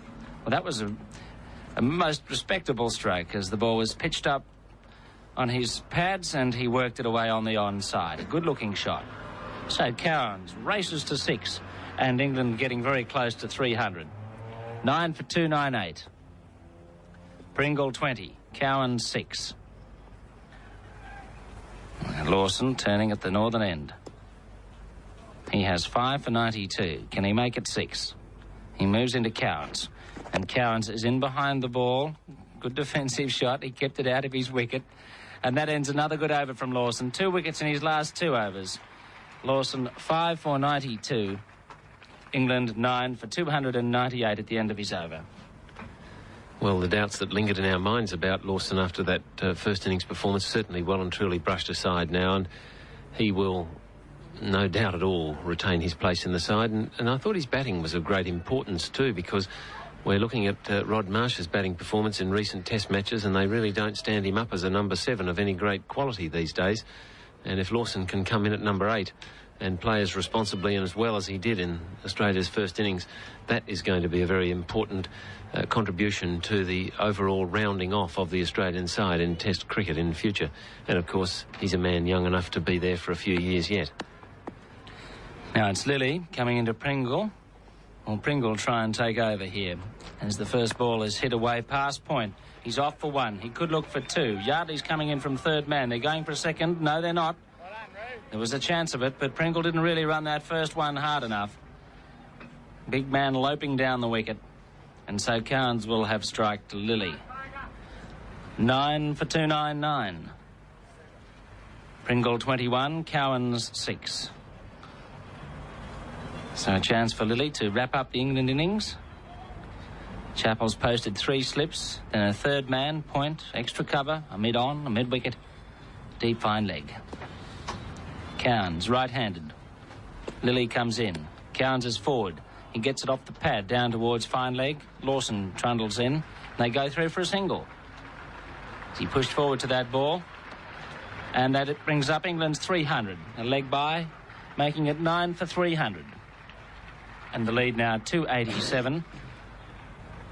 A lead that has robbed Australia of any incentive at this stage to go for a win, but may leave England enough time to shake up the Australian batting. Now it's Pringle waiting for Lilly, and Pringle pushes forward, turning on the onside. He'll take a single too. He's quite happy to give Cowans the strike as he pushed that ball out slowly on the onside, and Hughes moved around to his right from mid-wicket to pick up its square leg. So Pringle showing his worth low in the order today, and in fact since England were 4 for 80 they have battled on very well. The bottom half of their batting has sustained them, everyone assisting Randall, who made 115. Back to Cowans, waiting for Lilly. Up from the river end. Cowans pushes forward. An appeal for LBW, a confident one. Not out, says umpire Johnson. Lilly really roared that appeal as Cowans stabbed forward and hit him on the front pad. And probably that's what saved him, as he just leant out very gingerly from the crease and was hit on that front pad. A close one? Very, yes. I thought that was very close, and I think you've hit the nail on the head, Jim. That one probably going Cowans' way simply because he was coming down on the front foot. It would have been close on the leg stump, I would have thought, but by golly, it was very close. Well, Johnson had a look at it, but with a soft nod of his head, said no. Lilly again. Cowans forward, off the edge. Another controlled snick, and he's going to get 4 runs for it. It just beats Yardley into the boundary. Well, Cowans is really rattling the pickets at the moment. He's placed 2 snicks through border at third slip. Beautifully controlled shots. Can we say that he dropped his wrists on those 2 here as he dwelt on the ball? Oh, I think we could say it, Jim, with absolute impunity. He's now raced to 10.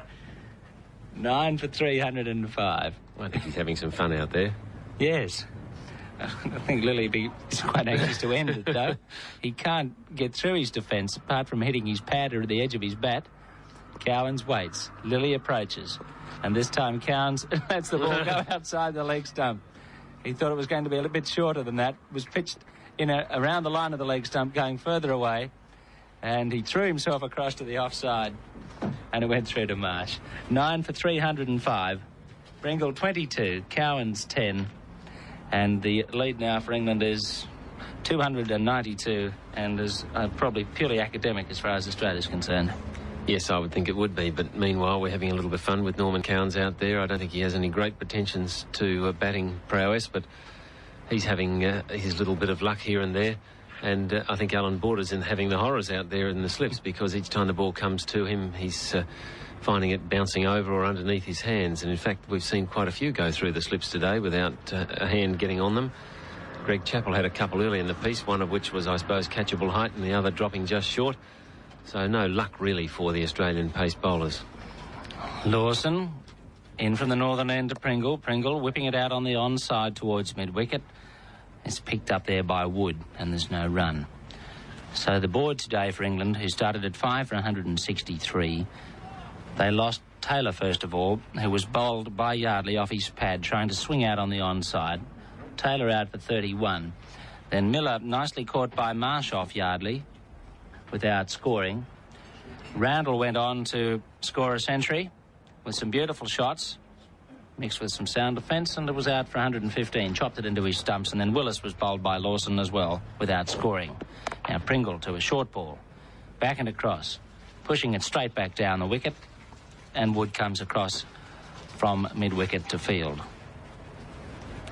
So it's turned into quite a long day for the Australians in the field, when they probably thought this morning there was a chance of cutting through the English tail and giving themselves a chance of victory. But some very stubborn batting by England, and some very resourceful batting too. Some lovely shots have played from Randall's bat. Lawson moves in towards Pringle. Pringle drives out into the covers. There's no run for him, as Hughes is there. And Pringle looking to try and keep it going at this stage with the last man in there, Cowans, on 10. And Pringle came in at number 9. To me, a fairly good player to come in that position, Ian, although he's inexperienced in Test cricket at this stage. He looks as though he could develop into a very useful lower-order batsman. Yes, he has impressed me much more in this innings than he has earlier, and he does look a useful player now. Perhaps he needed a little bit of settling down here in Perth, and he plays very straight and close to the body, and yes, useful sort. Lawson makes his approach. Pringle to a slower ball, pushes away on the offside. He's looking for a single, but Cowans doesn't move from the non-striker's end. I doubt if there was a single there, because it went straight to Yardley out at mid-off. The trouble with a fellow of the height of Pringle is it's hard to bowl a good length to him. You can't intimidate him with a short pitch delivery, because it's very hard to get up high enough to do so.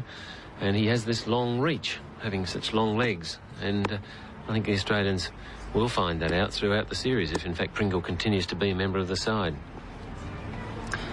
Lawson has 5 for 92, and he bowls to Pringle short and takes Pringle on the glove. An awkward delivery. He knocked it down on the onside, but he was a bit surprised by the bounce there, and it took him on the fingers. And he's giving them a flick now to try and feel more comfortable after that ball climbed in towards him and gave him a sharper rap on the knuckles. Hooks is being moved from second slip across to backward square. Chappell anxious to keep Cowans down at the other end as we're getting close to the completion of Lawson's over. Just one slip for Pringle. And then a field-saving one. Lawson comes up to Pringle, and Pringle, a short ball, lets it go outside the off-stump. Wasn't encouraged to play at it, and it went through to the keeper. So that's the end of the over. The score remains at 9 for 305. Cowans 10, Pringle 22. Yes, another good explosive over from Jeff Lawson. He's maintaining quite a deal of hostility. I suppose he's had a couple of wickets in the previous 2 overs, and that encourages him to keep his tail up. But it's been a hard day for Lawson, particularly without Alderman out there. He's had to really shoulder the burden. He began the onslaught from the northern end, and after the 1 over there to change ends by Greg Chappell, and he's been at it pretty well ever since. And it's been a fine performance by him. So Lilly moves in towards Norman Cowans, and Cowans lets it go outside the off-stump. Well, that was clever judgment. That ball pitched just outside the off-stump, cut back, and by a coat of varnish, maybe a little bit more than that, it just missed the off-stump. And Cowans had a quick look over his shoulder as he allowed that ball to pass, just to make sure his wicket was still intact. Yes. Yes, that must have gone awfully close. Showing a Tavare or Randall judgment. They both allowed balls to pass perilously close to the off-stump during this game. Cowans facing up a slightly open stance. He's made 10. Lilly moves in. He's forward, and he gets this in the middle of the bat, just pushing it down the wicket. So, although Cowans didn't make a wholly impressive debut as a bowler, as a number 11 batsman, he's done quite a good job. Listeners to the second network in Western Australia have joined us. England are 9 for 305 since lunch. They've lost Randall, who went on to 100 before chopping a ball into his stumps from Lawson. Randall bowled Lawson 115, and then Willis was bowled by Lawson without scoring. Lawson has 5 for 92. Cowans waits for Lilly. He plays back, turning on the onside. They're off for a single. Cowans is going to look for a second run here, as it's chased out there by Hughes, but Pringle was offering him a second run. Cowans decided not to take it. Cowans goes to 11. Pringle is 22. Oh, it's a leg by, sorry. That was a good solid kick through square leg, wasn't it? Went out square of the wicket on the onside. Very solid pad. Cowans 10, Sundry's 28. 9 for 306. Back with Pringle.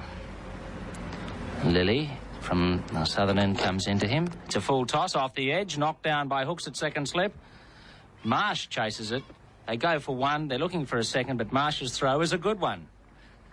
Marsh doing the fielding there, and he has a very good arm, and he pelted that back to Wood, who came in to take it over the stumps. But Pringle just picking that full toss up a little late, and it went from a fast edge into the ground and to Hooks at second slip, who got a hand to it after it had bounced and took most of the pace off it. 9 for 307. 3 slips for Cowans. Lilly moves in towards him. Cowans is pushing away on the offside, down to third man. Another good-looking shot. And Yardley comes in to pick up, and they go through for a single. So Cowans is 11. There are 28 sundries. 9 for 308. A stubborn little stand here for the last wicket, yielding 16 runs. And Lilly can't crack it at the moment, with Pringle pushing on.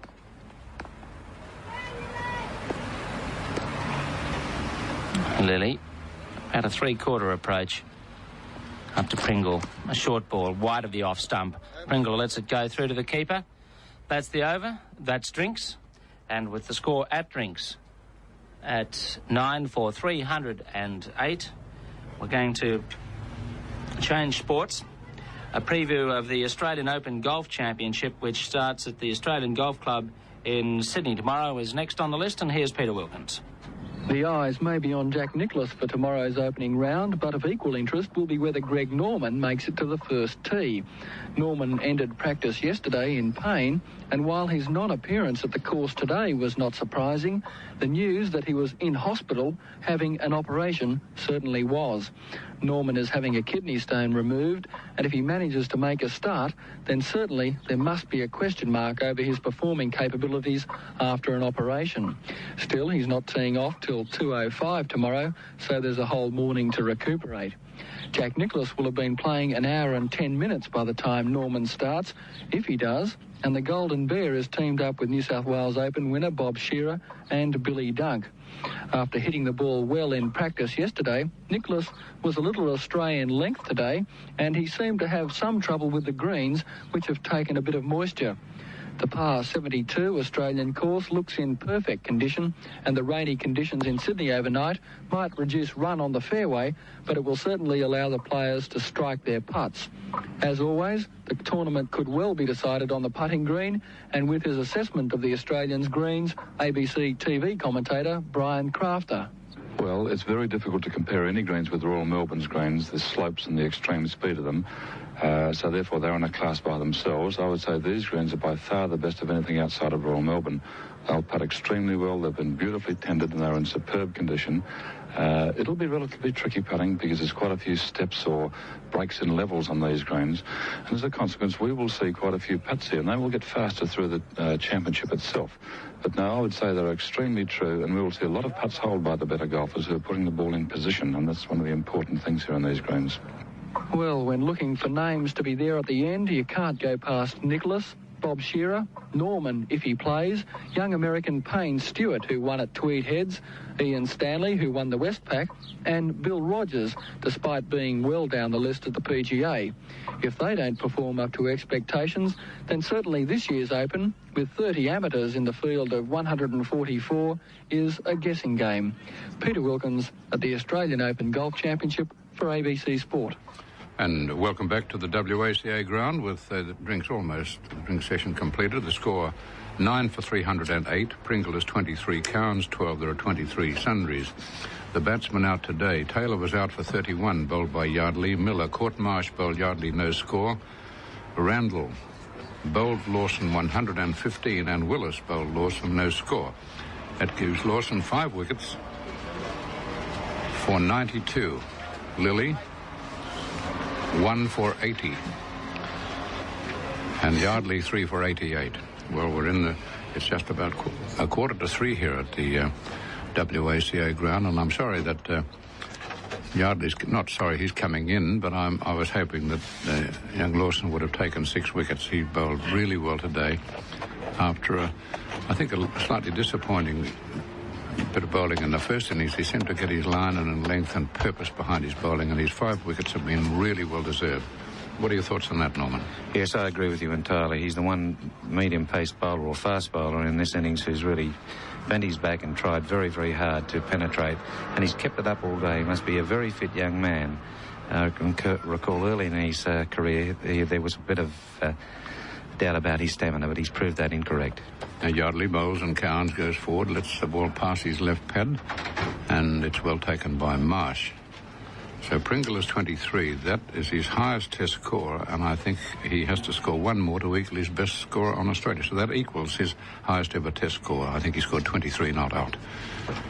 Now Yardley to Cowans, and Cowans lets it go. No spin on that as it was bowled outside the off stump. So I would not think that Australia would have a very good chance of, even when they can get this wicket, if they can score 295 runs or 296 to win in the available time. And Yardley a full toss almost, and he plays it down on the offside with the bottom of the bat, and Wood round to field it. Yardley too has bowled well, so I wouldn't begrudge either. Their wickets 4 for Yardley it would be, and 6 for Lawson, but Lawson's out of the attack now, and it's Yardley again to bowl to Cowans, and Cowans lets the ball hit the bat, and that's all it was. Hit the bat and ran from there to first slip. So Yardley about to go in again from the member stand in to bowl to Cowans. Cowans swings it hard and high, and it's going up to the boundary, and I think it's over the top. It's not to the boundary, it's over. He hit that beautifully right in the middle of the bat, and Cowans goes on to 18 with a superb hit then to clear the fence. There was a fieldsman out there. I think it's Hooks. I'm not sure. I think it is. But he didn't know way of getting that. That climbed up in the air, and he hit it right in the middle. So back to Yardley now to bowl to Cowans. And Cowans plays a defensive shot this time. Quite happy to do that. That ends the over. Yardley didn't expect that treatment, Norman. Neither did I. It was a beautiful hit. And, of course, Cowans playing in his first test match certainly has created an impression, although in the Australian first innings he didn't get very much opportunity with the ball. He only bowled 13 overs, and I thought he was quite impressive. Not as fast as we expected him to be, but nevertheless he tried very hard. His line and length on occasions was very good, and he was able to extract a little bit of movement off the wicket and a little bit of swing in the air. But the game has fizzled out now, and Australia will just go in there, I would think, and have some batting practice, because they've been set an impossible task. Well, now Lilly to continue. He bowls first ball to Pringle, and Pringle drives him back along the pitch. Not often we answer questions on there, but I thought this was a good one from Tasmania. To settle a bet. Well, that's interesting. Can you tell me who was the first Scottish-born captain of England during a test series? Now, I can't tell you all test series, nor have I got any access to my library and books. But you've asked the question, Douglas Jardine during the Bodyline series or Mike Tenness in 1975. Well, I'll give you the answer in a moment to that one as Lily's going in. and bowl into Pringle. And Pringle plays it on the onside. He runs for him here again. He's run 1. There'll be 2 with Lawson tearing around the boundary. And they make their 2. And a lovely return comes in there from Lawson. Beautiful return. So it's 25 to Pringle, his best score in tests, and the total 316. Now, the answer to that question, to the best of my knowledge, Douglas Jardine was born in India. And Mike Dess was born, I believe, in Scotland. If that satisfies you, that's the best I can tell you without access to my records. Jardine was born, I believe, in India. Now, Lily was into bowl to Pringle, and it's outside the off stump. To complete one other message, I don't know who these, the Weeping Willows. You sent me a lovely thought. We all enjoyed it.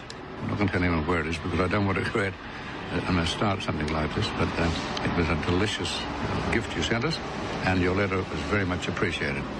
But quite impossible that you suggest would ever happen. But we're all enjoying that magnificent gift you sent us.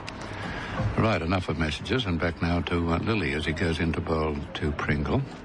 Pringle tries to hit it on the onside. There'll be a leg by call there. I think it hit the pad. And is a signal given pad? Yes, it is. So that makes Sundry's now 28, and the total 317 for 9. Sundry's 28 or 29, please, Harry. 28, David. 28. I hadn't credited a leg by that was Thank you. given previously. Well, now Lily fighting hard for this last wicket. His figure's now 1 for 81. And he moves in again, this time to bowl to Cowns. Cowns edges it. He's not caught. It's gone through the hands of Border at second slip. It's going down towards the boundary. Hooks pounces on it there and rips a return back. It's a good bit of fielding, but I think the ball landed just in front of the Border. He tried to make a catch of it, and in so doing went underneath the balls that hit the ground. That's how I would read that. It may well have carried, but I don't think it did. And it went through his hands and feet for 2 to bring Cowns on to 20, and the total to 319 for 9. Lily, again moving in to bowl to Cowns. And Cowns bows back and hits it out on the offside. And Lily finishes his over with his figures now 1 wicket for 83, and the total 9 for 319. I think, Norman, the comparison in bowling is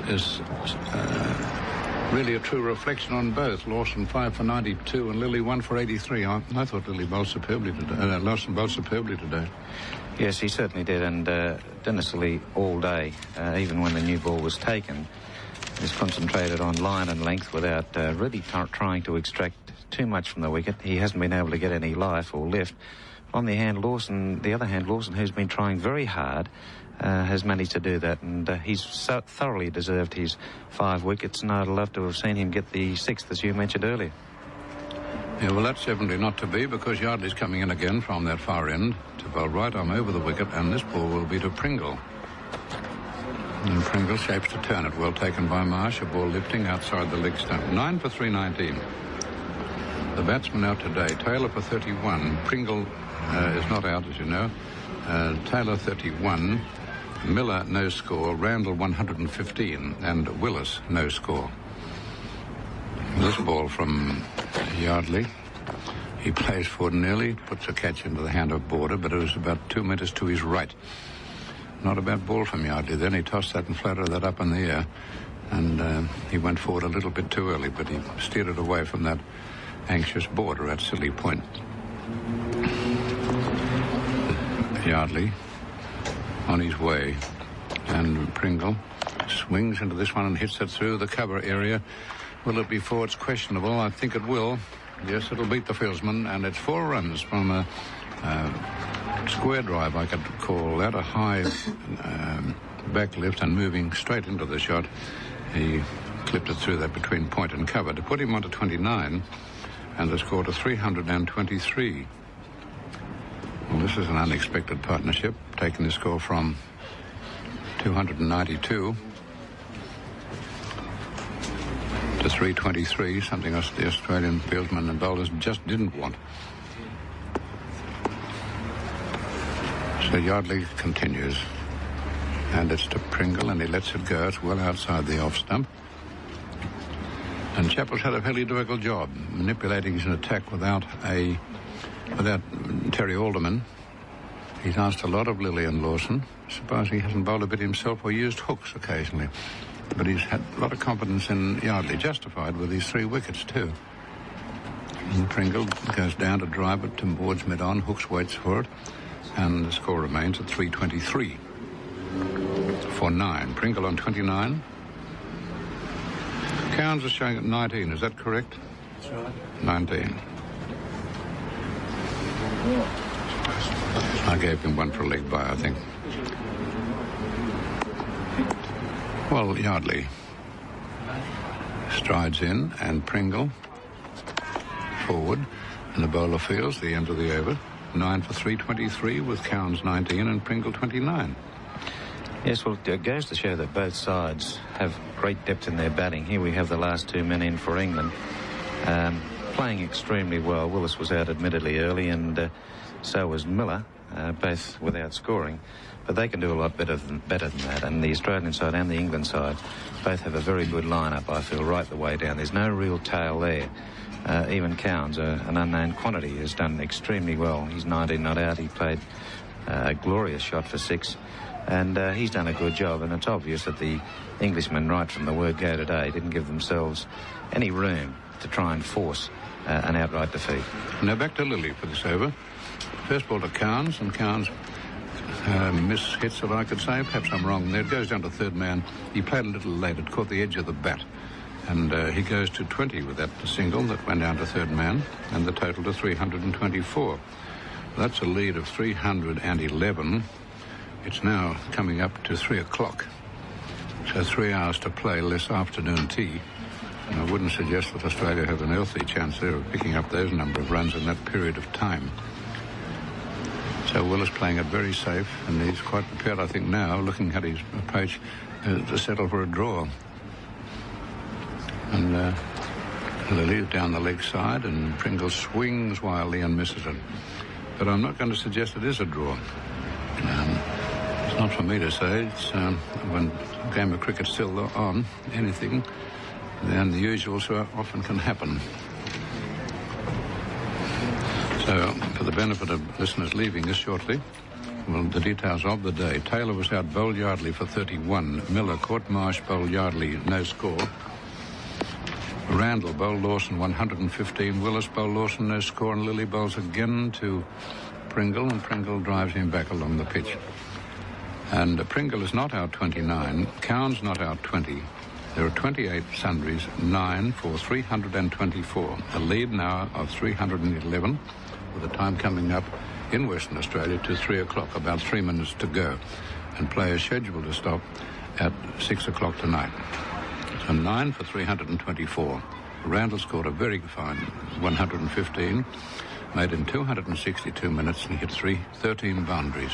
Listeners in eastern states have just joined us at the Wacker, and we're watching a fine last-wicket partnership between Norman Cowns and Derek Pringle. 9 for 356 the score. Cowns 36, Pringle 45. Chappell bowls, and Cowans pushing at that ball, playing inside it, sees Marsh take it behind him.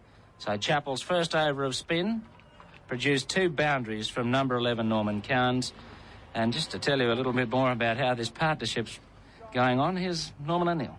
Yes, well, it is rather remarkable to see tail-enders in there with Pringle on 45, Cowans on 36, but it's the way they've been hitting the ball that's amazed me. They've played some very fine shots to all parts of the ground, and it has been an interesting partnership, to say the least, but there's no interest at all in the game.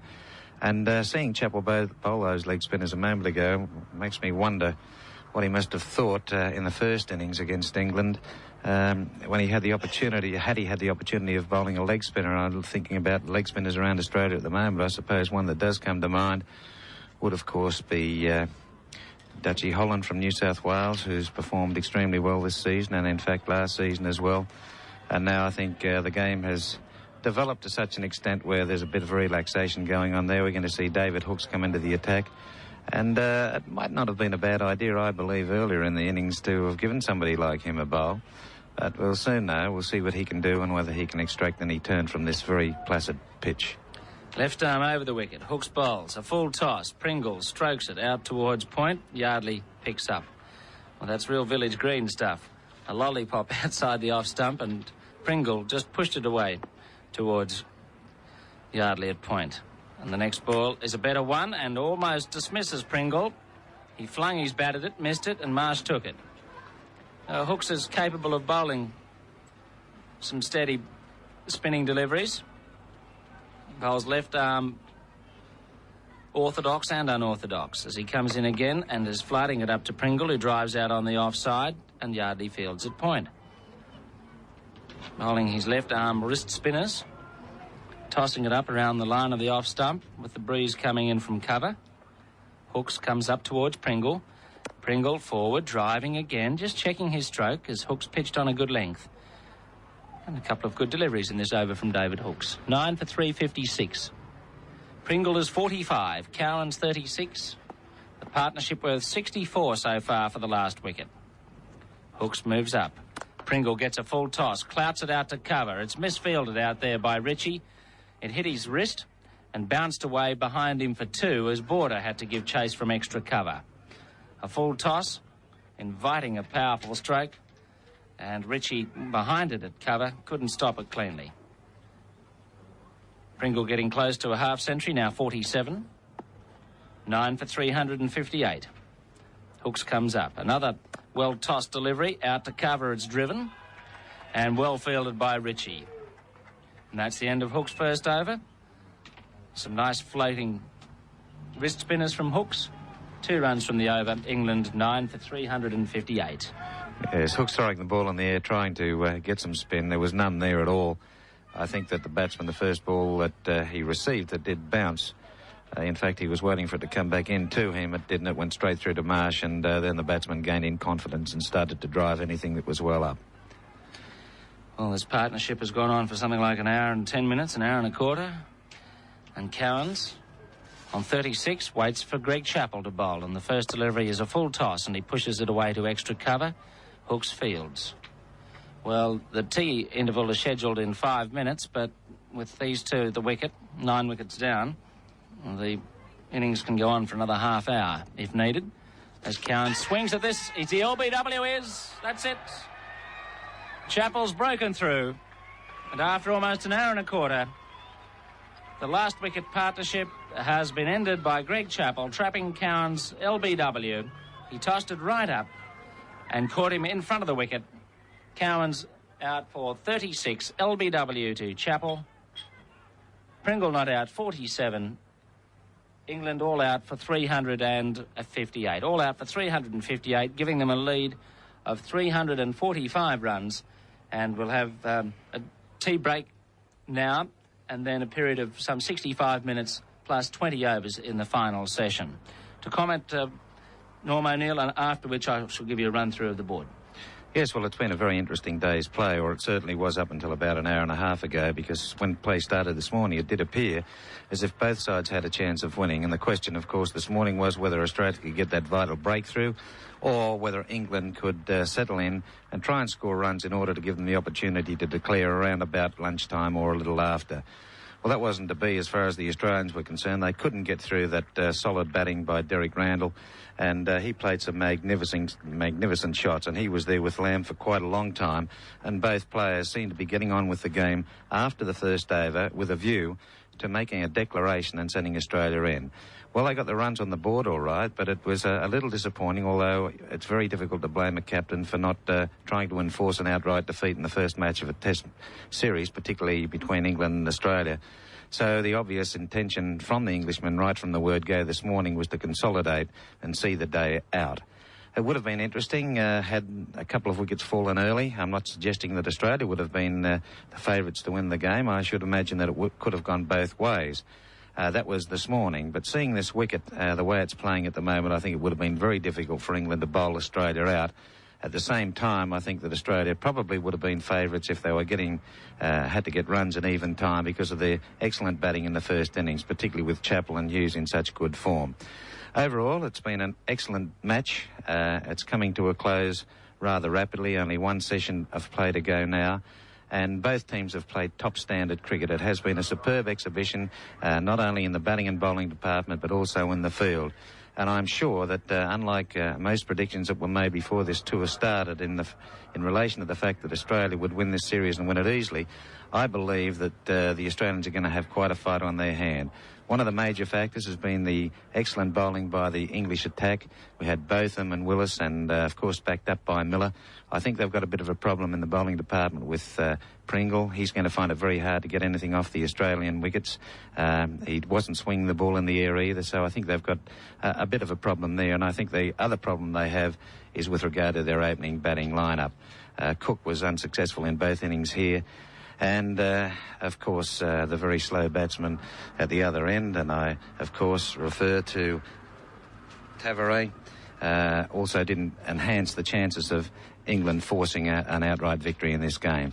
But from the Australian point of view, I think that the bowling today had lacked any fire. We must admit, of course, that Alderman was off the field, and it put a lot of pressure on Lilly. And he was confined to bowling just medium-pace stuff. I think he was very tired towards the end of the game. Well, the game certainly isn't over yet, but Lawson has been the star of the match. He certainly bowled magnificently. He batted very well in the first innings, and he's been the star of the match as far as Australia is concerned. Overall, I think the series looks to be one of very, very much interest. Both sides have very fine players. There are great players in both sides. And, of course, I must not forget once again to mention Randall's fine innings today. He hit the ball all over the ground and looks a man in form and very confident. But the game at the moment is set for a draw, and we can look forward now to the second test match in Brisbane. Those comments from Norm O'Neill, and I'll just give you the details of today's play. England began at 5 for 163. You'll remember yesterday they lost Cook, Court, Border, bowled Lawson for 7, Gower, LBW, Lilly 28, Tavares, Court Chappell, bowled Yardley for 9, Botham bowled Lawson, no score, and Lamb, Court Marsh bowled Lawson for 56. Well, today Taylor and Randall pushed the score on to 228 before Taylor was bowled by Yardley for 31. And then Miller was caught by Marsh from Yardley's bowling without scoring, 7 for 241. Randall went on to his 5th Test century before chopping Lawson to his stumps. Randall out-bowled Lawson for 115. The score was then 8 for 292. Willis followed almost straight away, also bowled by Lawson for no score, 9 for 292. And finally we had that last wicket partnership of 66 between Cowans and Pringle. Cowans finally falling LBW to the spin of Greg Chappell. Full toss right in front, trapping him LBW for 36. Pringle remained not out 47. Sundries comprised 29 with 7 byes, 11 leg byes, 9 no balls and 2 wides. All out for 358, representing a lead of 345. Now the Australian bowling, and there were some real toilers here. Lilly 33 overs, 12 maidens, 1 for 89. Lilly 1 for 89. Lawson 32 overs, 5 maidens, 5 for 108. 5 for 108. Yardley 41 overs, 10 maidens, 3 for 101. 3 for 101. Then Border 7 overs, 2 maidens, none for 21. Hooks 1 over for 2 runs. And Greg Chappell 2.2 overs, 1 maiden, 1 for 8. So that's the position. The players will be back on the field in about 15 minutes from now. There'll be 65 minutes plus 20 overs in the final session, which Australia have a victory target, which is a well-nigh impossible, of 346, and England have to try and get 10 wickets in that time. So it all points to the game petering out at this stage into a draw. But not before we'd seen some very interesting cricket. Ian Brayshaw has joined Norm O'Neill and myself here. And Ian, what do you think has come out of this game as far as the rest of the series is concerned? Well, I think for a start, we've had proven that England have got major problems in the opening batting department, and I suppose they'll give Fowler another go in the game against New South Wales and Sydney next week. And if Fowler bombs out, they really have got problems, because that means that he'll have had 8 failures in Australia, and he could not go into a test match with that sort of performance. Cook here just looked completely out of his class to me, so I doubt very much that Cook would be chosen. And I would think that the only alternative that I've seen, and I've given it quite a bit of thought, is to hike Randall up the order. And it's been done before. In fact, Randall opened in England last summer and he made a century opening in England last summer.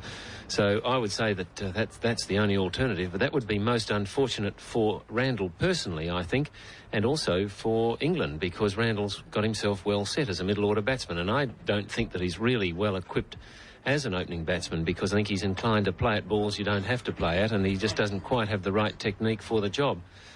I would say Norm O'Neill touched on an interesting one there when he talked about Derek Pringle a minute ago. I think we've found that Pringle's probably not a bowler for Australian conditions. So from the England team, they'd be the two things that I would say have come out of the side, out of the game. The other thing, of course, is the still a question mark over Cowans as to whether he's up to the Test match standard. And what about the Australian side? They seem to have, for the moment at any rate, resolved their lineup, except perhaps number 3. What are they going to do about that? Well, I must admit I was surprised when Gow started at number 3. I don't know whether Norm's got any comments on that. I thought that he was found wanting in that position before, and I thought he'd settled down pretty well at number 6. I thought that Hughes would have been asked to do that position. Of course, now the Australian selectors are faced with a real rib tickler, and that is to find a replacement for Alderman, assuming that he won't be available for the next Test. And I was talking with Alan on the radio before, Alan McGilvray, and it's a matter of almost a national lottery, because each state, the media men at any rate, are putting up candidates from their own state, and you go around all the states, and Thompson and Rackerman from up in Queensland, and then the cases have been made for Whitney in New South Wales, Cullen and Graff in Victoria, round to Hogg in South Australia. So I think any of those players could, and to me there's no outstanding candidate. I'll go only one step further and say that I've never seen Graff bowl better than he did here in Perth the other day, and he has some pretensions to batting, which could be an important factor in his favour, because I think we've made comment, and plenty of it, about the demise of Rod Marsh as a batting power. Norm, any thoughts on the replacement for Alderman? Yes, well, I'm going to plug for our Queensland friend Jeff Thompson. I think that he bowled very, very well last year, and I did think that he tried his heart out in every game he played, and I think he might have been a bit unlucky to miss out on this game too. But as was rightly pointed out there by Ian Brayshaw, Australia also have got their problems, but it's a healthy situation when you can go around Australia and have half a dozen players that could replace anybody who's not quite up to form.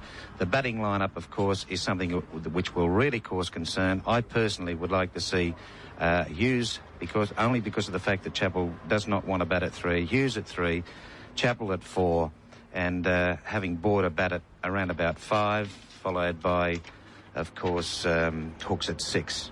That's the way I'd see them. All right, well, something for the selectors to think about in the next few days. At the moment, 358 England dismissed for, a lead of 345, and with that, the position of the game, Australia to resume their second innings in about 10 minutes. That's all from the WACA ground in Perth.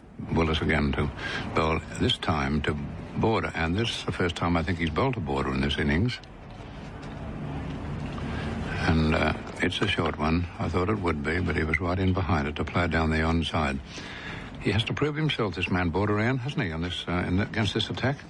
Yes, he does, and this is a major threat for him, Bob Willis, because, as we said before, Willis has the ability to bowl a very tight line. He can commit Border to playing most deliveries, and he can also make that ball climb a little bit. And I'd say that Alan Border would be quite a nervous man out there at the moment. He's been given a job to do by the Australian selectors, and he didn't do it too well in the first innings. If he failed again now, the selectors would no doubt be having second thoughts about him in that position, at least. Here's Willis to Border. Another shortish one, but he has an advantage here on Willis that the pitch is so slow and easy now that there isn't the life in it that there was in the first innings. And so we saw evidence then of that when the ball was pitched fairly short. It came up just above knee high, and he was able to play it out to Counts, fielding it mid-on. So that's to his advantage. The pace is not there as Lilly and Lawson and others have found. And it's settling into a very, very easy pace pitch. Well, it settled in there a couple of days ago, and it hasn't altered much, except it's coming to a little lower, but nothing to trouble the batsman. Now Willis goes away from it. And Border, another short one, but flying across him. No ball called there. That makes 3 extras, and the total goes to 17. And all those extras are no balls. That one went right across his body. And he just faded away and drew away from it and went straight through to Taylor. So England out for 358. 345 runs in front, and Australia now 1 for 17. The ball pitched well up to Wood. He played at it, took the edge, and Taylor took the catch. Well, almost on his way to first slip. He was on his way there, but halfway between where he normally stands and first slip. And to this ball, Border, it's a shorter one. He welcomes that by turning it down to White's fine leg, and there's one only for him. Pringle down there deep to field it, and so Border moves on to 3, and the total to 18 for 1. Well, he's not getting the response he wants, Willis. And there's 2 or 3 short. He bounced in short. Were not happy reading for him when he saw those go, and he thought that's a get up, but they didn't respond to his wish or his motive. But he'll find a few wickets in Australia like that before he completes this tour. And it's a long tour they've got with 5 tests and then a series of one-day games after the tests end. When the last one will end, I think it's on January the 7th. Now, Willis really going in this time to bowl to Dyson, and he's in there quickly, and Dyson, it's a nasty one. Oh, well played. He had himself in a little bit of trouble there, Dyson, due to his own footwork when he walked into the ball. Then he had to jump high in the air to knock it down to the ground and stop it going out into that short infield. That's the situation now before Jim Maxwell comes in. 1 for 17 in reply to England's 358. And here's Ian Brayshaw and then Jim. Thank you, Alan. Well, you touched on the matter of Willis's bowling and the tour unfolding. Of course, Bob Willis doesn't have a good record on overseas tours in terms of his endurance, because he has had great trouble with his knees. And should he have any period of faltering during the tour, this could be disastrous for England's attack. Both of them around the wicket. Border misses outside the off stump, aiming for the off drive. Went past the outside edge and through to Taylor. I'm Corbin Middlemass. Join me and Ed Cowan on ABC Cricket Podcast this summer. Going large on the Ashes with EPs dropping every Monday and Friday and after every day of play. Search for ABC Cricket Podcast on the ABC Listen app or wherever you get your podcasts. ABC Sport Digital Radio. ABC Sport. Your home of basketball. So the uncertainty in Alan Border's batting in this match continues. Dismissed cheaply in the first innings, and he very nearly got a touch on that as he waved it outside the off stump. And both of them working at him around the line of that off stump. Now coming around the wicket just to change the angle.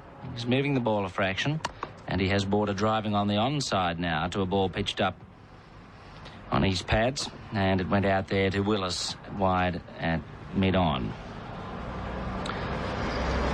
So a good opportunity for England to pick up a few psychological points here. They've shifted Wood back to the pavilion in the first over. He was caught by Taylor from Willis's bowling without scoring. 1 for 18. 3 slips, gully, short forward leg, silly mid-off, and Border lets the ball go past outside the off stump. It was pitched wide and went further away and was taken by the keeper. Do you think after this first test, the Australian selectors will make a few changes to the batting lineup? Well, I think they're going to definitely have to have a look at the number 3 positions. Maybe they'll hang in there with the openers as they stand. I don't know, Jim. It's certainly the others, I think, would have held their places all right. Both of them in around the wicket. Border playing back, beaten by a sharp cutting ball that bounced in towards him from outside the off stump. Both of them really heaving it into the pitch and getting it to work back very quickly while the ball's hard and new. It took Border above the pad and went out on the offside. I suppose I was thinking mainly of the opening position that they seemed to cover themselves, but I just wonder if Wood's failure would mean that they'd try someone else or give him another go. What do you think? Yes, I think that's going to be the question. Dyson undoubtedly is staying in the team. Both of them again. And Border swings a short ball away on the onside. Good shot. Border getting inside that short ball and pounding it out to the mid-wicket boundary. A shot he played often in the last couple of games in England off Botham. A good puller of the ball, and that very short delivery got the treatment it deserved. 1 for 22. Dyson 12, Border 7, but you can well understand Botham's attitude in trying him out with a short one while he was still a little bit edgy in his approach to it. Yeah, so that's the problem there, isn't it? Yes, I think Vessels could be the one, Jim, because I think Bruce Laird's got to do a little bit more, possibly to put Wood out, but Vessels is the one they may be trying hard to get into the team. Here's Botham to Border, and he's turning it on the onside, off his hip, short back lift, jabbed it down to the ground, and Cook picked up. The end of the over, 1-4-22. Yes, well, I mean, Hook's got into the side on weight of performance, and Vessels has gone very close to doing just the same on his record in the last season and the beginning of this. Yes. In fact, I don't think I saw him last season, and I haven't seen him this season, so I'm in a bad position to make a comment. I think the Shield games worked out that way, that we're away while Vessels played in Perth doing test matches for the ABC commentary, and I haven't seen him for a couple of summers, but obviously, as you say, weight of runs, they speak more than my voice, and he must be a very good player and who can continue to churn out these big scores. Now it's Willis firing in, and Dyson on the back foot, playing confidently away to Gower, but there wasn't any timing in the shot as he forced off the back foot, and Gower picked up at cover point. And just continuing that, looking back on Wood's batting, I know he has scored a lot of good runs for Australia, but against the England bowlers, it's been a while since he made a really good score. I think he may have got 2 50s in England in 1981, and he did play in every test, whereas Dyson was dropped for the last. Yes, it wasn't a big series for him, was it? No, but I suppose it wasn't a big series for a number of Australian players when the chips were down. Now we're watching Dyson. Short forward leg, backward square leg, 3 slips in the gully. Here's Willis, short, and he hooks it, but it's gone up to mid-on. Cowans is under it. He takes it, and Dyson, a very ungainly attempt to hook that short ball from Willis, has been caught by Cowans at mid-on. A poor-looking shot. He didn't get inside the line of the ball, and he skied it off a top edge. A poor shot, just when he looked as though he was getting set to carry on from the first innings, and Cowans had a simple job coming in from mid-on to take the catch. And Australia are 2 for 22. Australia 2 for 22. Memories of 1981. Well, that's a nightmare, Jim, isn't it? To think about that tour, and last innings performances by Australia were absolutely lamentable. But of course they were made without the fellow now coming down the Players' Pavilion steps, and that is Greg Chappell. And although I'm sure that the acid will be put on Chappell by Botham and Willis, and he'll be certainly put to the test, I can't see the Australians crumbling as they did at Headingley, and I think Edgbaston was the other time when they went under. But you never know in cricket, and I think Alan McGilvray, in his comments at the beginning of this Australian innings, has been quite rightly very guarded in what he's had to say about the prospects of this match, because he was there to see firsthand the performances of the Australian team in England when they had the game at their mercy and were defeated through dint of bad batting. But Bob Willis now has chimed in and picked up a couple of wickets, and I have been deep in my admiration and praise for Willis's bowling in this game. He is an old trooper, there's no question about that. He's an old pro who knows what is required. His thought goes into every delivery he sends down, and he has caused complications for the Australian batsmen throughout, because he gives them very little time to watch balls go by. He forces them to play and play. On that occasion, just short of a length round about the body of Dyson, he went for the pull shot. I think the ball was too close for him, and he paid the penalty because he just ballooned it up there to be caught at mid-on. Chappell, the new batsman, and Willis, having taken 2 wickets, comes into Chappell, and Chappell plays back on the onside. He's off the mark from the first ball, pushing wide of Cook at short forward leg, down to mid-on, and he takes a single. So Chappell is 1, and Australia 2 for 23.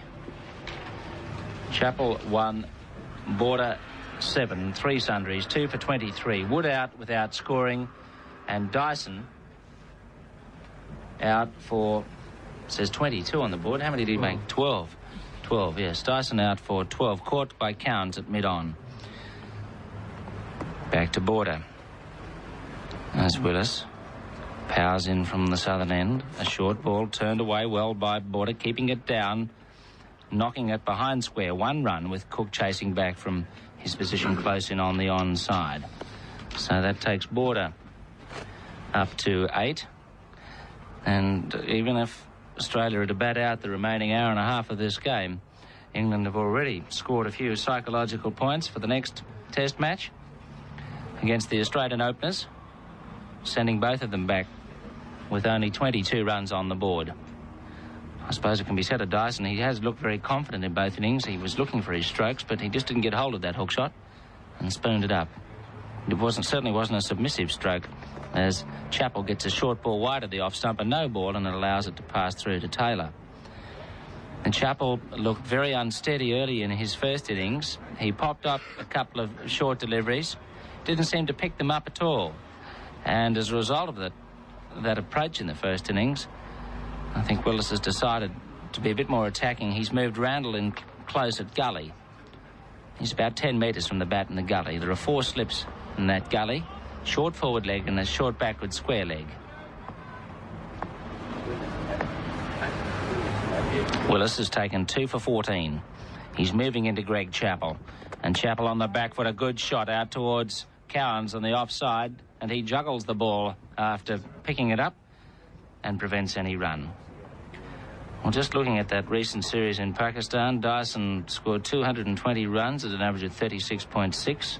Wood 203 runs at 33, so they're about the same there, really. Both had a top score in the 80s. And last time in England, in the Test match series there, in the Australian batting, Wood scored 310 runs at an average of 28, and Dyson 206 runs at an average of 20. Although Wood didn't get a century, he scored a couple of half-centuries. Dyson made 1 century. There's Willis, a short ball. Chappell pulls out of the hook shot. It was outside the line of the off stump. He was contemplating a hook, but then saw the line of the ball outside the off stump, and it went through to Taylor. So England really rocking about in the field now, sprinting between overs, and Australia struggling just at the moment, 2 for 25.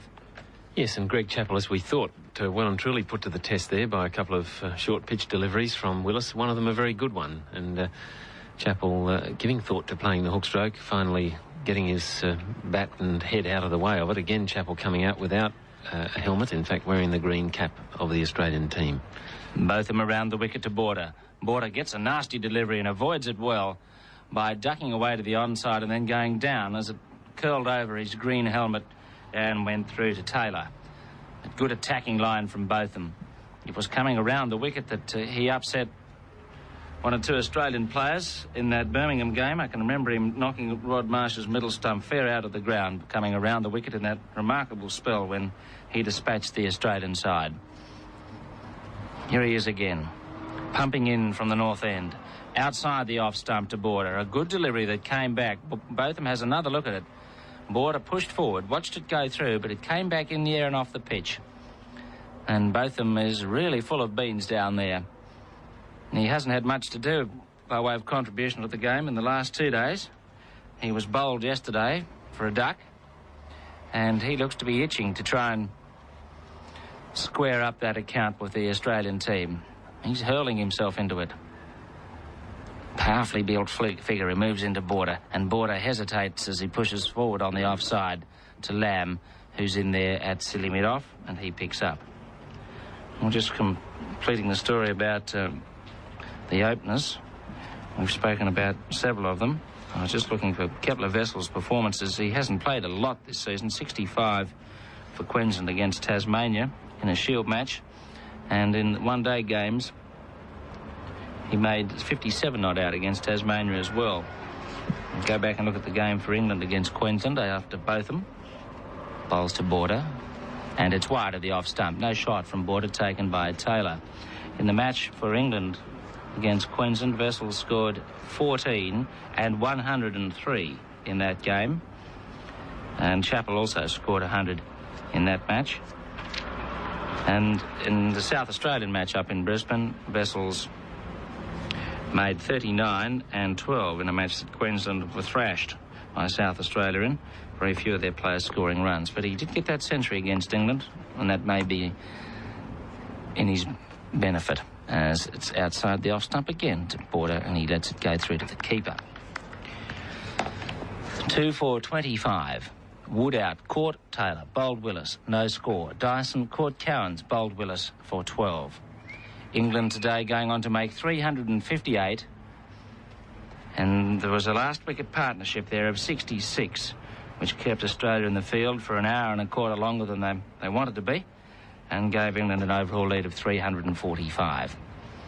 The game is 90.9 99.9% certain to be a draw as Border gets a short ball and hammers it through mid-wicket. It's going out towards the boundary.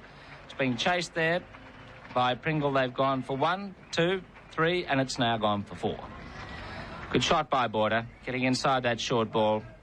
Came to him quite easily on this pitch, and he made a fine pull shot for 4. 2 for 29. Border is 12, Chappell 1, and Botham has none for 11.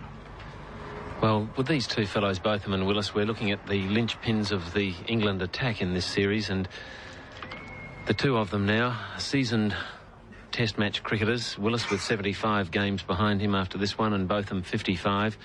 And between the two of them, 523 Test wickets at this moment.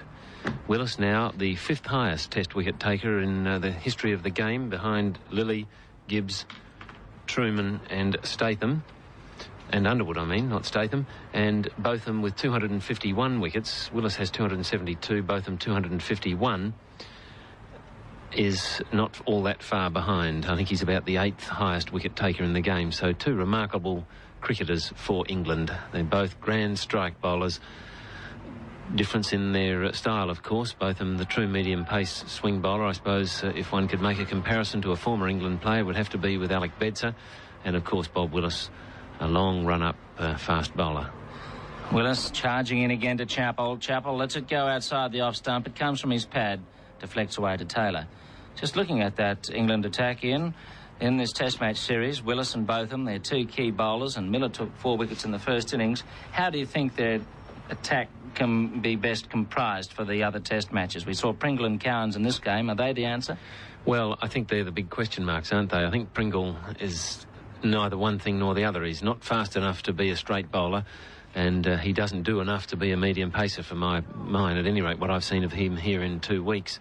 Cowans has shown promise. He didn't quite bowl up to it, though, in this game. Here's Willis to Chappell. Chappell on the back foot, punching it away towards Cowans at cover point. He fields, and there's no run. So for them, the alternatives are what?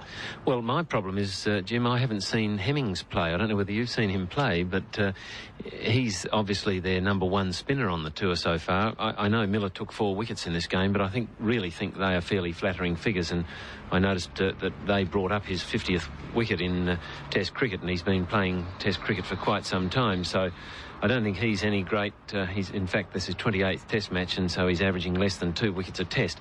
He's no great shakes as a finger spinner, and they may be inclined to try and get Hemmings into the side to tighten up the attack a little bit. Here's Willis. Chappell lets it go outside the off stump. So really, at this stage, they're looking at the 2-pronged pace attack, Willis and Botham, and then maybe Miller and Hemmings as the backup. But that this doesn't seem, from what you're saying, that they have sufficient pace back up in there. No, they would need another pace bowler, of course, and I suppose the temptation is to take Pringle into a game because he can bat a bit. The alternatives would look to be Cowans and Jackman, and neither of them is a batsman, so they're trying to get 2 bob each way, probably, with Pringle. Willis bowling into Chappell, who's on 1. It's 2 for 29. Willis comes up, bowls a ball wide of the off stump. It was a no ball. I think it hit one of those cracks and then skewed away in front of almost second slip where it was taken by Taylor. So that makes it 2 for 30, which makes you wonder, the more you think about it, about Graham Dilley, why he was left behind, because he bowled with great fire out here and against Australia in 1981, and he can also bat. Yes, well, I think there are quite a few members of the England press corps out here who are really surprised that Dilley didn't get picked in the team. They say that Cowans was picked out of the blue ahead of Dilley. Now it's Willis moving out and then sliding in towards the stumps as he comes up, and Chappell pushes away towards point. They take a single because Cowans had to move to his left to pick up. That makes the score 2 for 31. Chappell 2 and Border 12. I guess the other side of it is that the England team was picked primarily for the Tests, but there are the one-day games in January to be taken into consideration. But even there, where does a bowler of Jackman's experience in the game and coming on his first tour at 37, where does he fit into this? It really is a strange selection, isn't it? one almost felt that Jackman was picked with Perth in mind only because he's a pure swing bowler, I'm told. Again, I've only seen him bowling on television, and pure swing bowlers aren't really much value out of Perth as a rule. Willis up. Border back, chopping it down on the onside, and it's picked up by Cook in close. Well, to go the full circle on that story, Terry Alderman is unfit, but last year, apart from his bowling here against Pakistan in the Test, he really didn't look very effective on many other grounds, so perhaps Australia could have been looking about for someone else in any case. Yes, and that is an interesting point, and that sort of does follow naturally on from Jackman, doesn't it? Yeah. That I mean, Alderman and Jackman, from my knowledge, are similar types. And you're quite right, Alderman wasn't effective outside of Perth, and so maybe this is why I'm leaning towards a situation where maybe Australia will take 2 spinners into some of those Test matches in the eastern states. Willis into Border. Border raises his bat and lets it go at the last moment outside the off stump. A good ball from Willis, pitched just on the line of the off stump, going across the left-hander, and Border making a late decision, throw it past through to the keeper. That's the end of Willis's over. He has 2 for 15, Australia 2 for 31, with Wood out for a duck and Dyson for 12. And I suppose the pity of that is, Jim, that there's no real frontline contender who is a wrist spinner. Probably the next best spinner down the line would be Ray Bright, and of course he's a finger spinner, and it may be Robert Holland would be given some consideration because he's just a wrist spinner, and I think it's a better alternative to have a wrist and a finger spinner rather than go into a game with 2 finger spinners like Yardley and Bright. Well, looking at that Brisbane wicket in recent tests, I think Australia, for the last 10, 15 years, has always had 3 pace men. So it would probably be Yardley and 3 others. As the odds would be on that, wouldn't it? Yes, I think they would. And Greg Chappell probably plump for Tomo? Well, he would. I'm sure he would, and I think I would too as the next alternative, as long as Tomo's in there. I mean, is he playing? Is he fit? Is he bowling well? Yes, we haven't seen much of him since the tour of Pakistan. Here's Botham to Chappell now, and it's well wide of the off stump. It bounces twice on its way through to keeper Taylor. No shot from Chappell. Yes, well, the selectors have got plenty to nut out. And Ian Brayshaw, been with us for the last 40 minutes. He's gone off for a cup of tea as we're watching Greg Chappell play against Botham. 2 for 31. Chappell 2, Border 12. 3 slips into gully.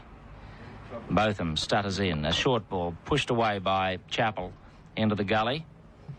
Randall picks up and then points to the ground and says, "Skip, I should be in there." Close. About 10 metres from the bat. I'm back, Jim. Oh, you're back. Good, nice cup of tea. Very quick. Randall's into the act down there. Did you see that? No, I was just looking at the roster there. I thought I was off at 25 to 5, but obviously I'm not. A bit of overtime in the last day. Right. Sweat through the last session. Chappell is 2. Botham's bowling to him, and he palays away on the onside, just wide of mid-on. Now, there he is again, pointing at the ground, saying, "That's where I should be." You see in there for Chappell's pushed shot to the short ball. But he would have had to have been fielding on the return crease to get near that one. He's had a good day. That's another story, too. We should talk about man of the match. Who's going to get that? Well, I think it'll be hard to look past Derek Randall. He made a 70 in the first innings and then a century, and got them very well, too. Here's Botham again. A short ball. Chappell just gets his head out of the way, going very late underneath that delivery. That was dug into the wicket and taken by Taylor. Of course, the other candidate, the leading candidate from an Australian point of view, would have to be Jeff Lawson, wouldn't it? With 5 wickets in the first innings. What did he pick up in the second? 1. And, one in the first. 1 in the first, sorry. 5 in the second. And, of course, a half century, and a good half century, too. And Greg Chappell, 100. Greg Chappell, 100. Botham bowls to Chappell now, and he drives. Doesn't time it, though. Getting it away in front of point. A nice-looking shot. He'll pick up 2 runs for it as it's chased out to the boundary by Pringle, and they'll get 3, in fact. Pringle going after it fairly slowly as he went towards the deep cover boundary. The ball seemed to keep going as Chappell got onto the front foot, and it just shows how fast this ground is because he didn't time the stroke. But it went across the square out towards the boundary, taking Chappell to 5 and the score to 34. 2 for 34. England all out today for 358. Taylor making 31, Miller no score, Randall 115, Willis no score, Cowans 36, Pringle not out 47, all out 358. And a short ball bowled to Border, hits him on the pad, but it pitched outside the line of the leg stump and then went out towards point. And that's the end of Botham's over. Botham none for 14, Willis 2 for 15, Australia 2 for 34, Border 12, Chappell 5. Back to Ian Brayshaw and then over to Dennis Cometti. Of course, another candidate for the man of the match would have to be Bruce Yardley, who took 5 wickets in the first innings. 5th time in his career he's taken 5 wickets or more in an innings, and he also followed up with 3 wickets in the second innings. So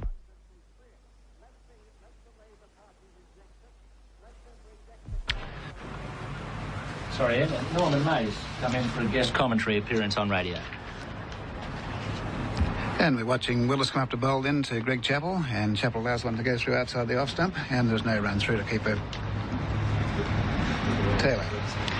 So Australia at 2 for 34.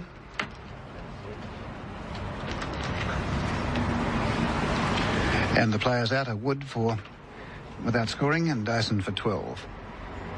Chappell is 5 and Border is 12. And England were all out for 358, leading Australia 345 behind. A beautiful afternoon here in Perth as we watch the last rites of this test match with just over an hour to go, about an hour and 20 minutes, but we must bowl 20 overs after the 12th over here. So Willis bowls and Chappell allows that to go through, just reeling back, just falling back from a ball that was short outside the off stump, and through it went to the keeper. Ian, the count was 13 overs from the start, and we lose 1 over because of the 2 wickets, don't we? So we got after 12 overs, we then start the 20 over count, so it should be about 10 to 5 before that starts. I think we'll be here till about 6 o'clock, don't you? I would think so. I'll go along with anything you say about this, Norman, because I'm far from an expert, as Harry Clare would vouch. It's a most confusing thing. This, I've spoken with the umpires a couple of times so far this summer, and every time I'm wrong, so I'll go along with anything you say. Well, the umpire said 13 overs at the start, 2 wickets have gone down, so we'll say about 12, and it won't be long. So here's Willis. He races away from us, and he bowls, and Chappell thinks about the cut shot from outside the off stump, and there seems to be some system here amongst the English bowling to test Chappell with short balls outside the off stump, but he's not having a go. And I suppose they're using this period of play for experiment between the two of them, between the bowling team on one hand and the batsman on the other, to see what weaknesses they're probing for, the weaknesses with the batsman, and the batsmen trying to get their head down and sort out what the bowlers are trying to do. But Willis still with a very attacking field of 4 slips in a gully and a cover point who's deep. That means there's a very big gap on the offside, and the onside field consists of 3 fieldsmen, a forward leg, a backward square and a deep backward square. So Chappell ready as Willis runs up and bowls, and at this time Chappell cuts and he beats the field. That's going down to the boundary. That'll be 4. No one out there at all, and Chappell waiting for the right ball to hit, and 4 runs to Chappell. He goes on now to 9, and it's 2 for 38.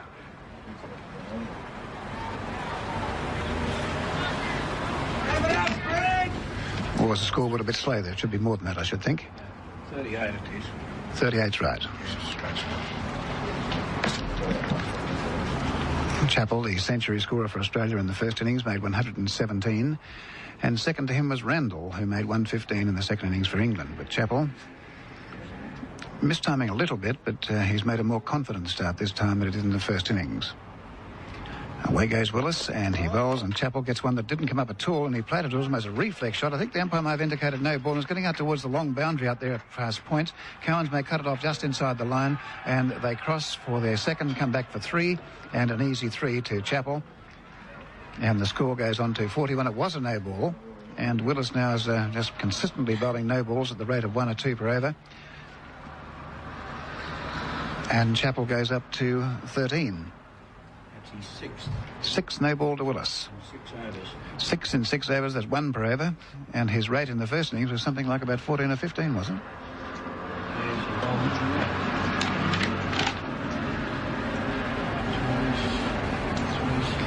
Just checking up on that, but Willis now to turn to bowl to Border.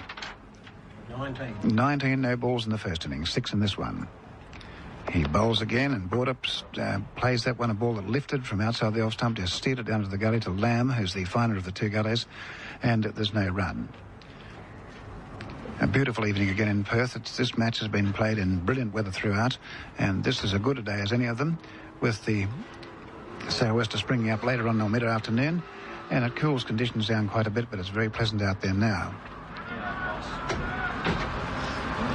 So Bob Willis bowling what is the 11th over of the innings after one more over by our calculations.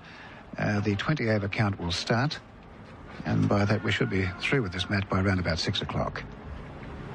So Border ready as Willis comes up, and Willis gets one on the onside. A change of pace that was, and Border turned it on the onside out towards mid-wicket, takes a single.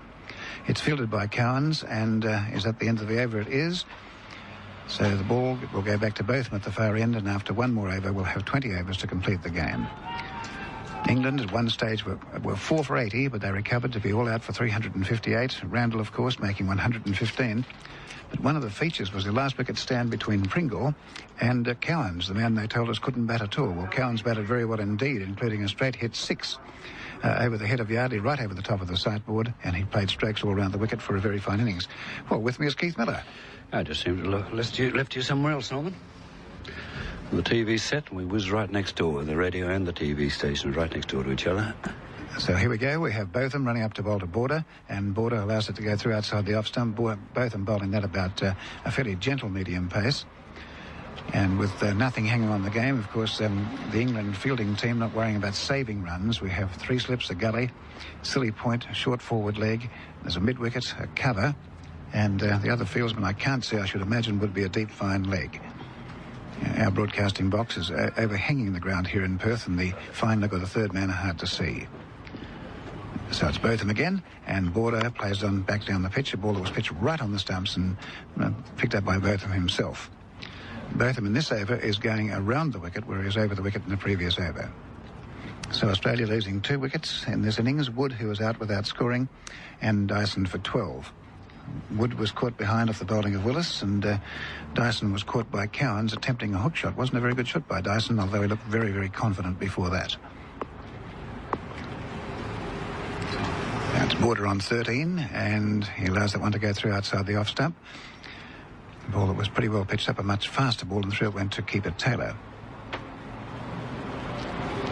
And this is the 12th over. The time here about 12 minutes to 5, and it means that when this over is completed, they start the 20 over count, and I think the players will make sure when we get up towards 20 to 6 or something like that, if no wickets have fallen or there's no hope of England winning the game, that they'll bowl the last few overs very quickly. Botham again, and a slower ball as they're steered away through the slips. Are going to be runs here, a chase for Tavares, just wide of the third slip. They take one, coming back for a second as Tavares reaches the ball about 20 metres in from the fence and sends his return back. 2 more to Border. He goes on to 15. And the Australian total on to 42 for the loss of 2 wickets. Botham showing us a tremendous variation in pace in this over. He's bowled a couple which were only very, very gentle medium pace, and one or two others he just zipped in, a noticeable variation in speed, and that's one of the skills of this bowler. And the remarkable thing is his stamina. He just keeps going and going and going, and here he is coming up on his run, which is not a long one, and he bowls to Border, and Border plays it back on the offside. He tries for a single. They're going for one. Yes, they're through. That was well called by Border, because Willis out there is a bit slow in the field, and it took a little bit of time to get through. And it looks like we're going to see a change here by Botham, because the right-hander Chappell has the strike, and Botham is going. No, he was going to over the wicket, and he's going back to around the wicket. I think the sideboard attendant is jumping the gun out there, Keith. That's the second time he's done it. He's moved the sideboard before any indication from the players. Well, he's got it all right now, as Chappell says OK. And Border is 16. It's 2 for 45. Now, Botham not happy with his field. He's moving Cowans, the deep fine leg, round to a squarer position and bringing Lamb in from an orthodox backward square and almost to a short fine leg. So it's Botham to Chappell, and Chappell has a swing at that one and misses. It was outside the off stump, no contact, and through it went to the keeper, and that's the end of the 12th over. And let's see what happens here as umpire Johnson moves in whether the 20-over count will start, but while we're waiting to look at that, here's Keith Miller. Yes, that's a much better over from both of them. I've been rather disappointed in his performance, both with bat and ball here. He came with a fantastic reputation, and when he got something like nearly 3,000 runs or something like that and 250 test wickets, and he's only 27, well, he's got something, hasn't he? But a lot of his cricket has been played in England, where the wickets are different and suit his style of bowling. The ball wobbles through the air more and off the pitch. It's a bit softer than the ball seems. But on this hard pitch here, and he's going to find this in Australia, he's going to find it, I should say, very hard to get wickets. He hasn't the speed, say, of Willis or Lilly, although Lilly hasn't bowled very fast, this thing, but young Lawson bowled well today. I thought he bowled magnificently. But the main thing I'm interested in now is not how many runs Border's going to make, but Border must, I feel, be not out when stumps are drawn tonight to ensure him a place in the team for Brisbane. The match starts on Friday week. He had a very bad tour of Pakistan, and he's out of form. He failed badly in the first innings. And he, I feel, with so many runs being scored around Australia by batsmen at the moment, this man has to say not out to make sure he will play in Brisbane. Well, our first bowling change is Willis coming off and Cowan's coming on. And once again, as we've noticed with England's team, it takes them a long time to bring a new bowler into the attack. You'd think that an experienced test side would know where to put the field, but we saw this when Miller came into the attack with his spinners in Australia's first innings, and now a fairly long delay as Cowans gets ready because there's no real change to the field. We have 3 slips, a gully, a cover point, but there's a third man this time, and the onside field are down to 3 men, the short forward leg, the deep fine, and the mid-on. So Cowans will bowl to Border. And Border cracks this one on the offside. Through the covers is going to be a chase out there for Gower. And that's got a lot of timing in that one. He may get it just inside the line. There's not much in this as the ball goes to where it's over the line for 4. Border on to 20 and Australia 2 for 49. Norman, we were talking earlier about this Cowans. When he batted, he came with perhaps a reputation of being a non-batsman. By golly, he batted well. Batted as good as anyone, almost as good as anybody in the side, except, say, Randall and Gower in the first innings. But he came in last and he played all the shots. He delicate strokes, little late cuts, and then he won beautiful 6 straight off Yardley. And he's going to find himself as being a pretty useful all-rounder before long. And now we see him as a bowler as he comes up to send the second ball down to Border, and Border cracks away on the offside again. It's going down to third man, just steered it. That's a typical Border stroke, but that was well played. Down to Lamb, who's the third man fieldsman down near the line, and one more to Border. He is 21, and the Australian total is 46. Well, I should think that those 2 balls were the only 2 that Cowans has ever bowled to Border, because Border was out cheaply in the first innings for 8 only, and Cowans came into the attack later on. So that means that Border greeted Cowans' first ball with a crack through the covers for 4. 50 up. That's the 50 up, is it? Yeah, 50 up. 2 for 50, and we're in the 13th over, so the scoring rate is pretty good. This ball to Chappell, and he cracks it out through the off stump. Beautiful shot. Count 4 for that. Gave cover point no hope at all. A shortish ball, and Chappell just laid into it. And Cowans is getting a bit of treatment here from the Australian players. A 4 and a single from Border first of all, and then a beautifully hit 4 through cover point by Chappell. And Chappell on to 16, and Australia 2 for 54. Norman, it's interesting to note, although Cowans a rather tall lad, and he's got a high trajectory when he lets the ball go, he does not get the lift that, say, Bob Willis has. Nothing like it. The ball just seemed leisurely to about stump high, and where Willis makes the ball rise very sharply. Cowans comes purring in and bowls to Chappell, and he plays off the back foot back. No, the ball did well to field that. It wasn't a powerful shot, a more defensive stroke. But Cowans has a very long follow-through, and in his follow-through he gets sometimes about 2/3 of the way down the pitch. He does in technique look a bit like Wes Hall, but I think that's where the similarity ends when he lets the ball go, because Wes Hall, of course, was a great fast bowler who had tremendous speed and could make the ball lift. But this, of course, this young man's only 21. He's got a big career ahead of him. And if he can improve his batting technique or reputation as it is, or rather his bowling as it is batting, he's going to be a pretty good player in the end. Chappell's ready, and he goes back and cracks it through the offside again. 4 more. Just gave himself a bit of room, waiting for it. Anything just short of a length, he just took a little pace back and went crash. And remember, out at cover point, you've got a fieldsman of the calibre of David Gower, and he had no hope at all. Yes, you notice the ball is only getting about stump high, and just the right height for Chappell to lay into those strokes, in which he plays with great skill and power. But somehow this man just, well, he's brand new to Test cricket, so we can't complain too much, can we? So Chappell goes on to 20, and it's 2 for 58. So Border and Chappell going along quite well now. Cowans again, and Chappell turns on the onside, but no run. It goes straight into Cook. It wasn't a catch at all. Cook just took the pace off, and that was it. And let me see, off the over, I would estimate 13 runs, with no 3-4s and a single. So 13 runs coming to the Australian batsman off that very first over from Cowans. And the score at the end of that, which I would believe to be the first over of the 20-over count. No, it's not. This one, is it? No, it's not, Norman. I think the idea is that they've got to bowl a minimum of 12 overs before 5 o'clock. Oh, I see. 12 overs before, then they start the count then. Well, Harry, you're a beauty, because I couldn't work it out. Can you work those things out, Keith? I'll listen to you on those points, Norman. Well, You're the expert. There's a lot of buck passing going on here. I noticed Bob Taylor, the wicketkeeper, came and spoke to Cowans after that over, and no doubt telling him to cut it out, keep the ball further up. Right, don't bowl him short to Greg Chappell, otherwise you're going to get 4 hit off you all the time. Well, here it is again. There's another bowling change. This is Miller coming back on, and we made comment about this before, Keith, the time they take to get the field set. Now, they're still pointing to fieldsmen. They've moved Pringle, they've moved Tavares. Now, Miller wants to move somebody. He's moving Gar from second slip. And the onside field, I'll have a look at that in a moment. Now, Cook's asking where he should be. Now, you would think none of this would be necessary. You'd think all testmen should go into that place automatically, and maybe a fraction of movement, but the English team have been, we've noticed this throughout this match, they have been messing around, holding the game up for 3 and 4 minutes while they're resetting the field. Quite annoying. Well, Miller's ready now, and he'll bowl his first ball to Border. Round the wicket, and Border allows it to go through, and not a great deal of turn there. And so the off-spinner to a right-hander becomes a leg spinner to the left-hander, and he's coming around the wicket, which doesn't give him much chance of getting leg before, although he did get Hook's leg before from a full toss in the first innings. Miller off a short run, bowls now, and Border goes forward, plays it slowly away on the offside, and keeper Taylor goes for a little trot out there, but it goes out to Gar at cover point, and there's no run. A slip backward point, cover mid-off, a mid-on, a mid-wicket, a short fine leg, and a deep square.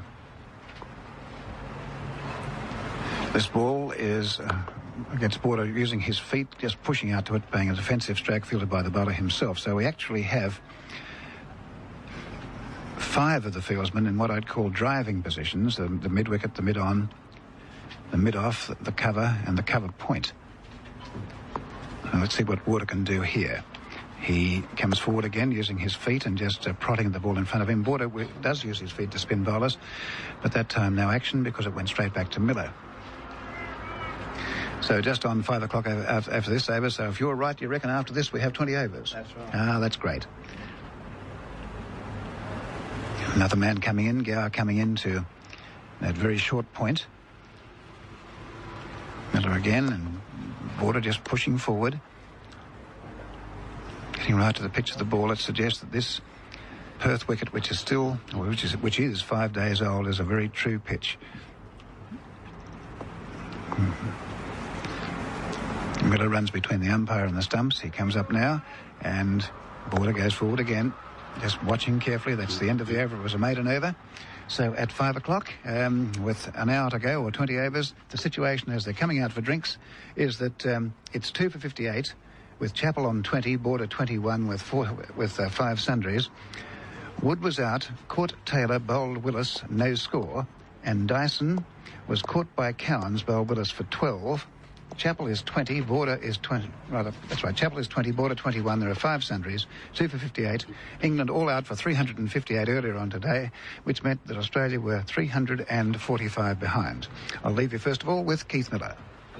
Norman may mention something about this pitch. The match against Western Australia and England, a lot of criticism came into this pitch, and a lot of wickets fell rather quickly, but this pitch is 1, 2, 3, I suppose about 4 pitches away from it. It has absolutely behaved absolutely perfectly throughout the entire match. I would say there hasn't been one bad ball. I saw one shooter, I think, one day, and that's about the only ball I think that did something which it should not have done. And there has been some good batting, and especially from England today. Randall, he played magnificently. And he bats better in Australia than he does in England, no doubt because of the more bounce on the pitch, and the ball comes onto his bat.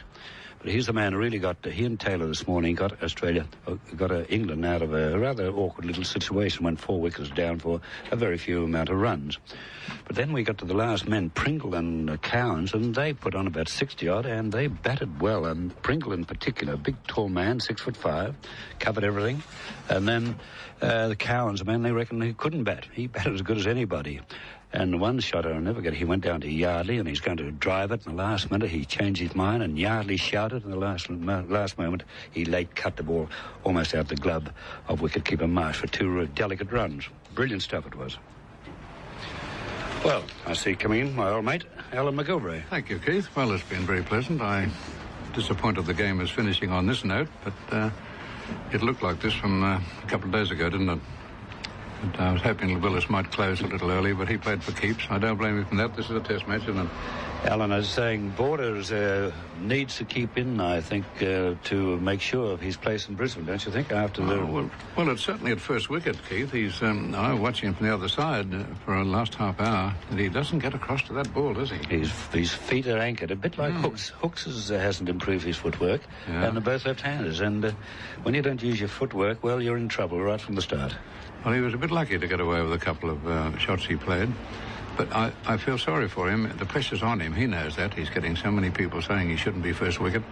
He's been put in there, and he's got to do something about it. But he's trying to solve a problem. And Al, you must remember he had a couple of years ago. He went to Pakistan and he went run right. He scored all the runs in the world. I recall in one test he made 150, more than 150 in each innings of a test match there.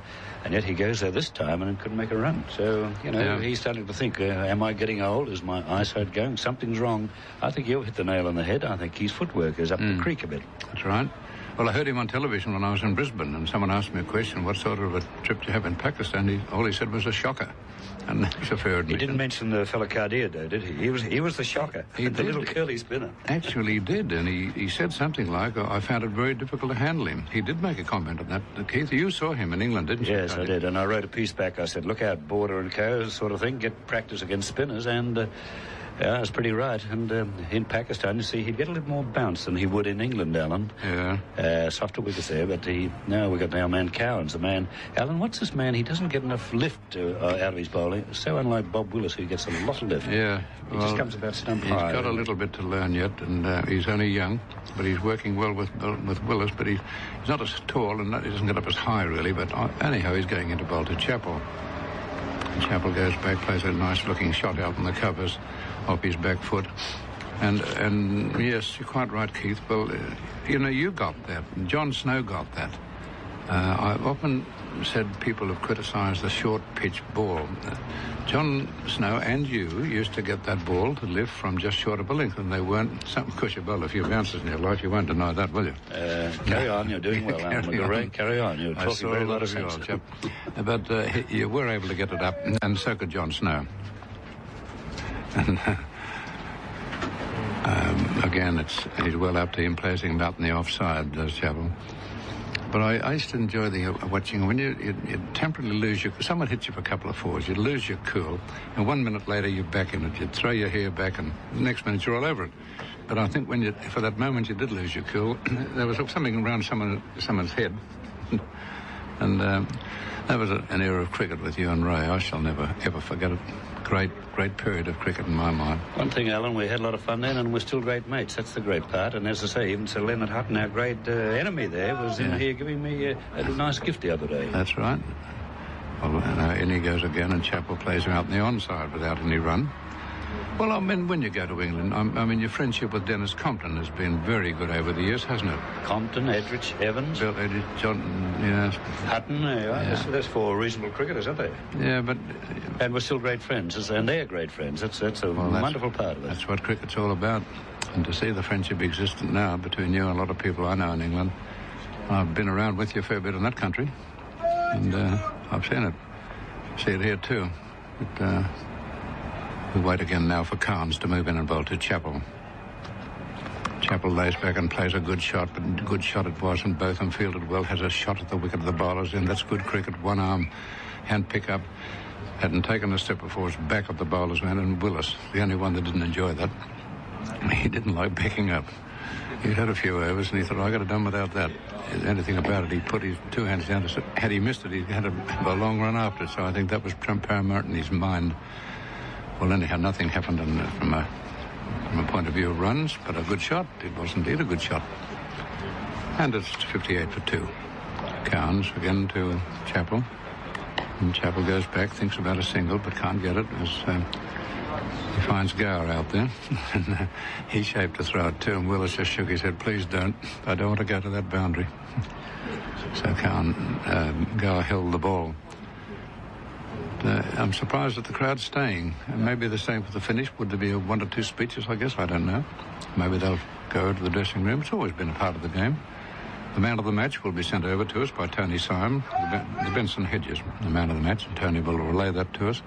Immediately we know, and it should be almost immediately after the end of the game. But now Cowans moves up and Chappell moves forward to drive. His timing's not there, nor is his placement. Gower fields, and that was a maiden over, and the score is 58 for 2. That was a useful over, but no pace. That's a better one. Much better delivery. He's got 2 slips, I notice, and I would say the way Chappell is batting and the ball coming leisurely off this pitch, I think he may only need one and block the cover field, Alan. Yeah. I really believe that that's where Chappell's hitting all the time. Man of the match you mentioned. I don't know who's the judge of that, but I suppose it'll have to go to Randall, I would think, wouldn't it? Closely followed by Lawson, wouldn't it? The Benson Hedges usually invite 5 journalists or broadcasters or commentators. I don't know who the panel is, what the panel is for this match. But anyhow, we're not, none of us are on it. No, I'm not. Well, we're not, because we're such bad judges, so let's go along with that. As Miller goes in and bowled to Border. Border hammers it through the covers there. It's a good shot off the back foot. Short ball, and it's into the boundary now. 4 more to give Border a 25 and 62 for 2. No, well, I usually invite us for 2 or 3 tests, anyone in the ABC, but we want on the panel for this match. However, 4 more, 62 for 2. And Border drives a little uppishly, but it's past Pringle, and he gets a hand to it. Took enough pace off it to prevent it going to the boundary, but not to stop 2 being taken from it, as he had to get up after falling. And he sends it back. So it's 64 for 2. Border's gone to 27. Chappell is 20. And Border again hits it out through the covers. It's a long chase for Tabaret. He'll pick it up inside the boundary. There's 1 already. Tabaret nearing it now. And 2 more to Border brings him to 29. And the total is now 66. So, Randall, Lawson might come in. I don't know how many wickets he got in the first innings, Lawson. 1. He got 1, that's right. Yeah, but he made that 60, didn't he? He got Australia back in that game. That's right. 60 and the 5 wickets. Yeah. Really? Yeah. They'd be the only 2 who'd come into contention. I think so. And Border pushes this ball down the on side of the pitch, and there's no run. Yes, I suppose you'd say that, Randall. No, Botham hasn't done enough. What about Bob Willis? No, hardly. I don't think Botham's done enough. You said a very operative foot there. He's done nothing. He's done nothing at all. Yes, Yardley 8 wickets. That next ball was played out in the offside. Yardley 8 wickets. Yeah, well, there you are. I found it better to give them, when I do it, point system throughout the game. When we had to do that one for the whole season, that was a tough one. We voted every match 5 down to 1. And shorter one again, he bangs it back of the bowler, but he can't pass him the end of the over. And it's 66 for 2. Don't know what, got nothing to do with us, but it's nice talking about it. But I think that's the best way when doing a whole season. Say 5 test matches, give you points 5. It's amazing how it worked out. One thing about Jeff Miller, he doesn't spin the ball very much, does he, for an off-spinner? Remembering the drifts it more, yes, Keith. well, he's a drifter, yes.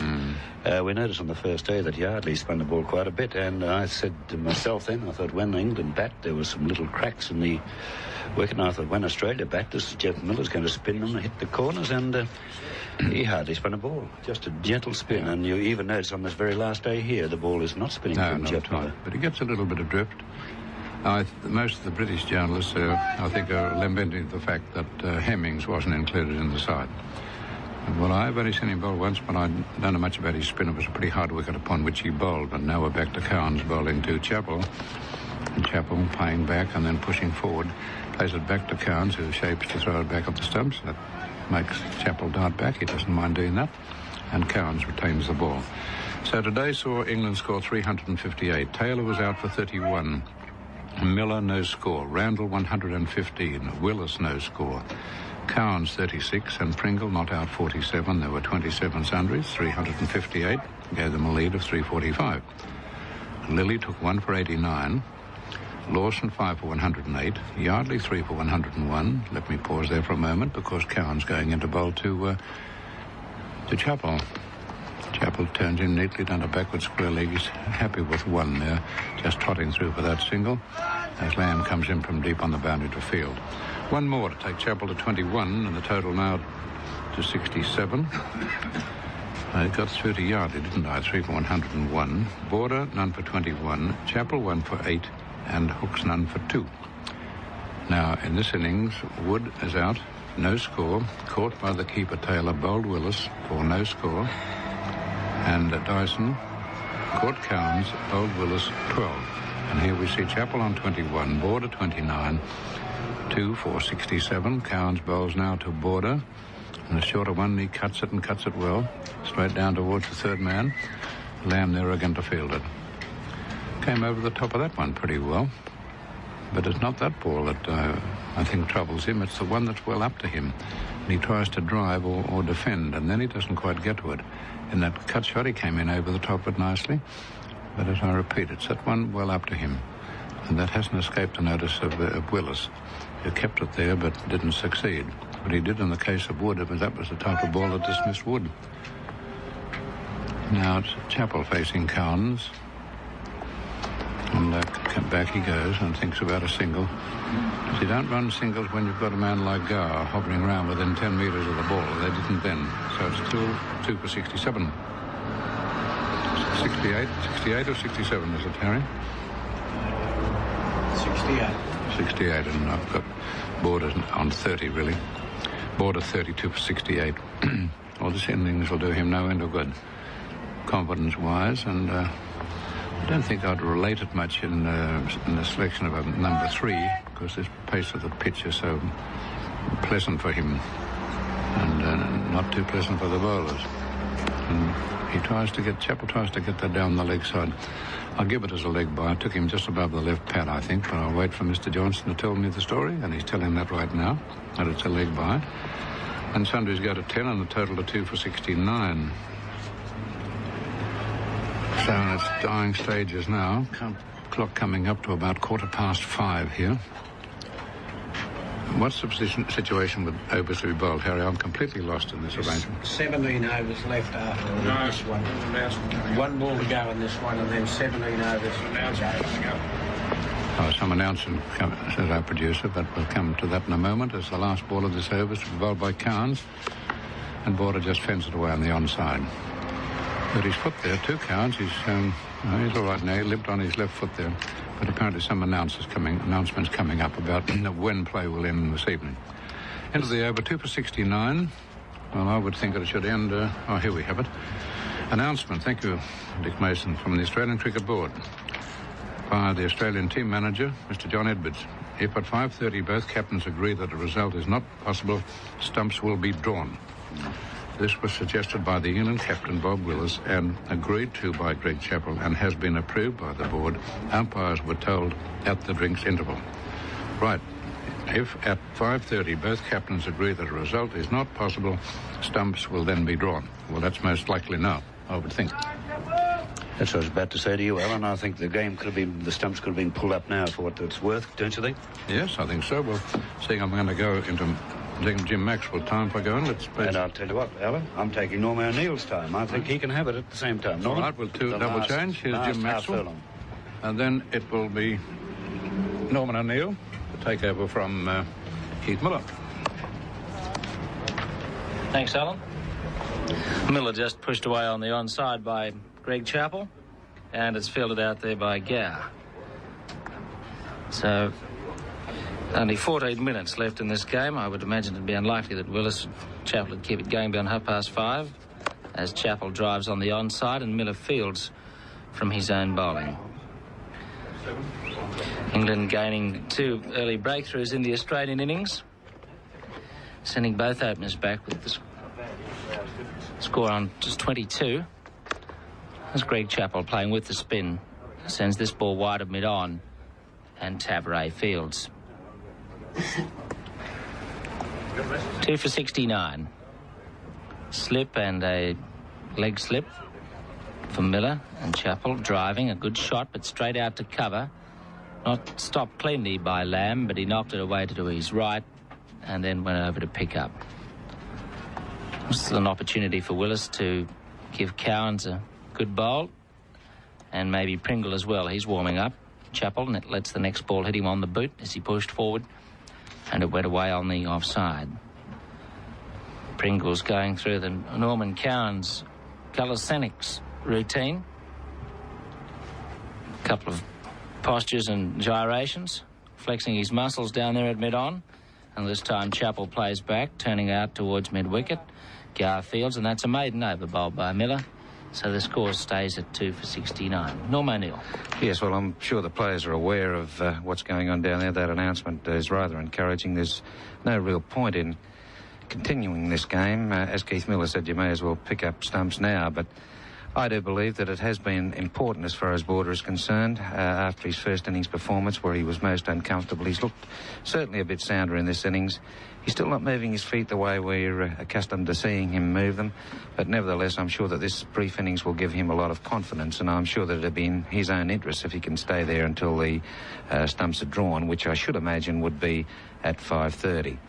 But Greg Chappell, of course, has continued on his merry way. He's played some very fine shots all around the wicket. His driving off the back foot has been superb. His cutting is good.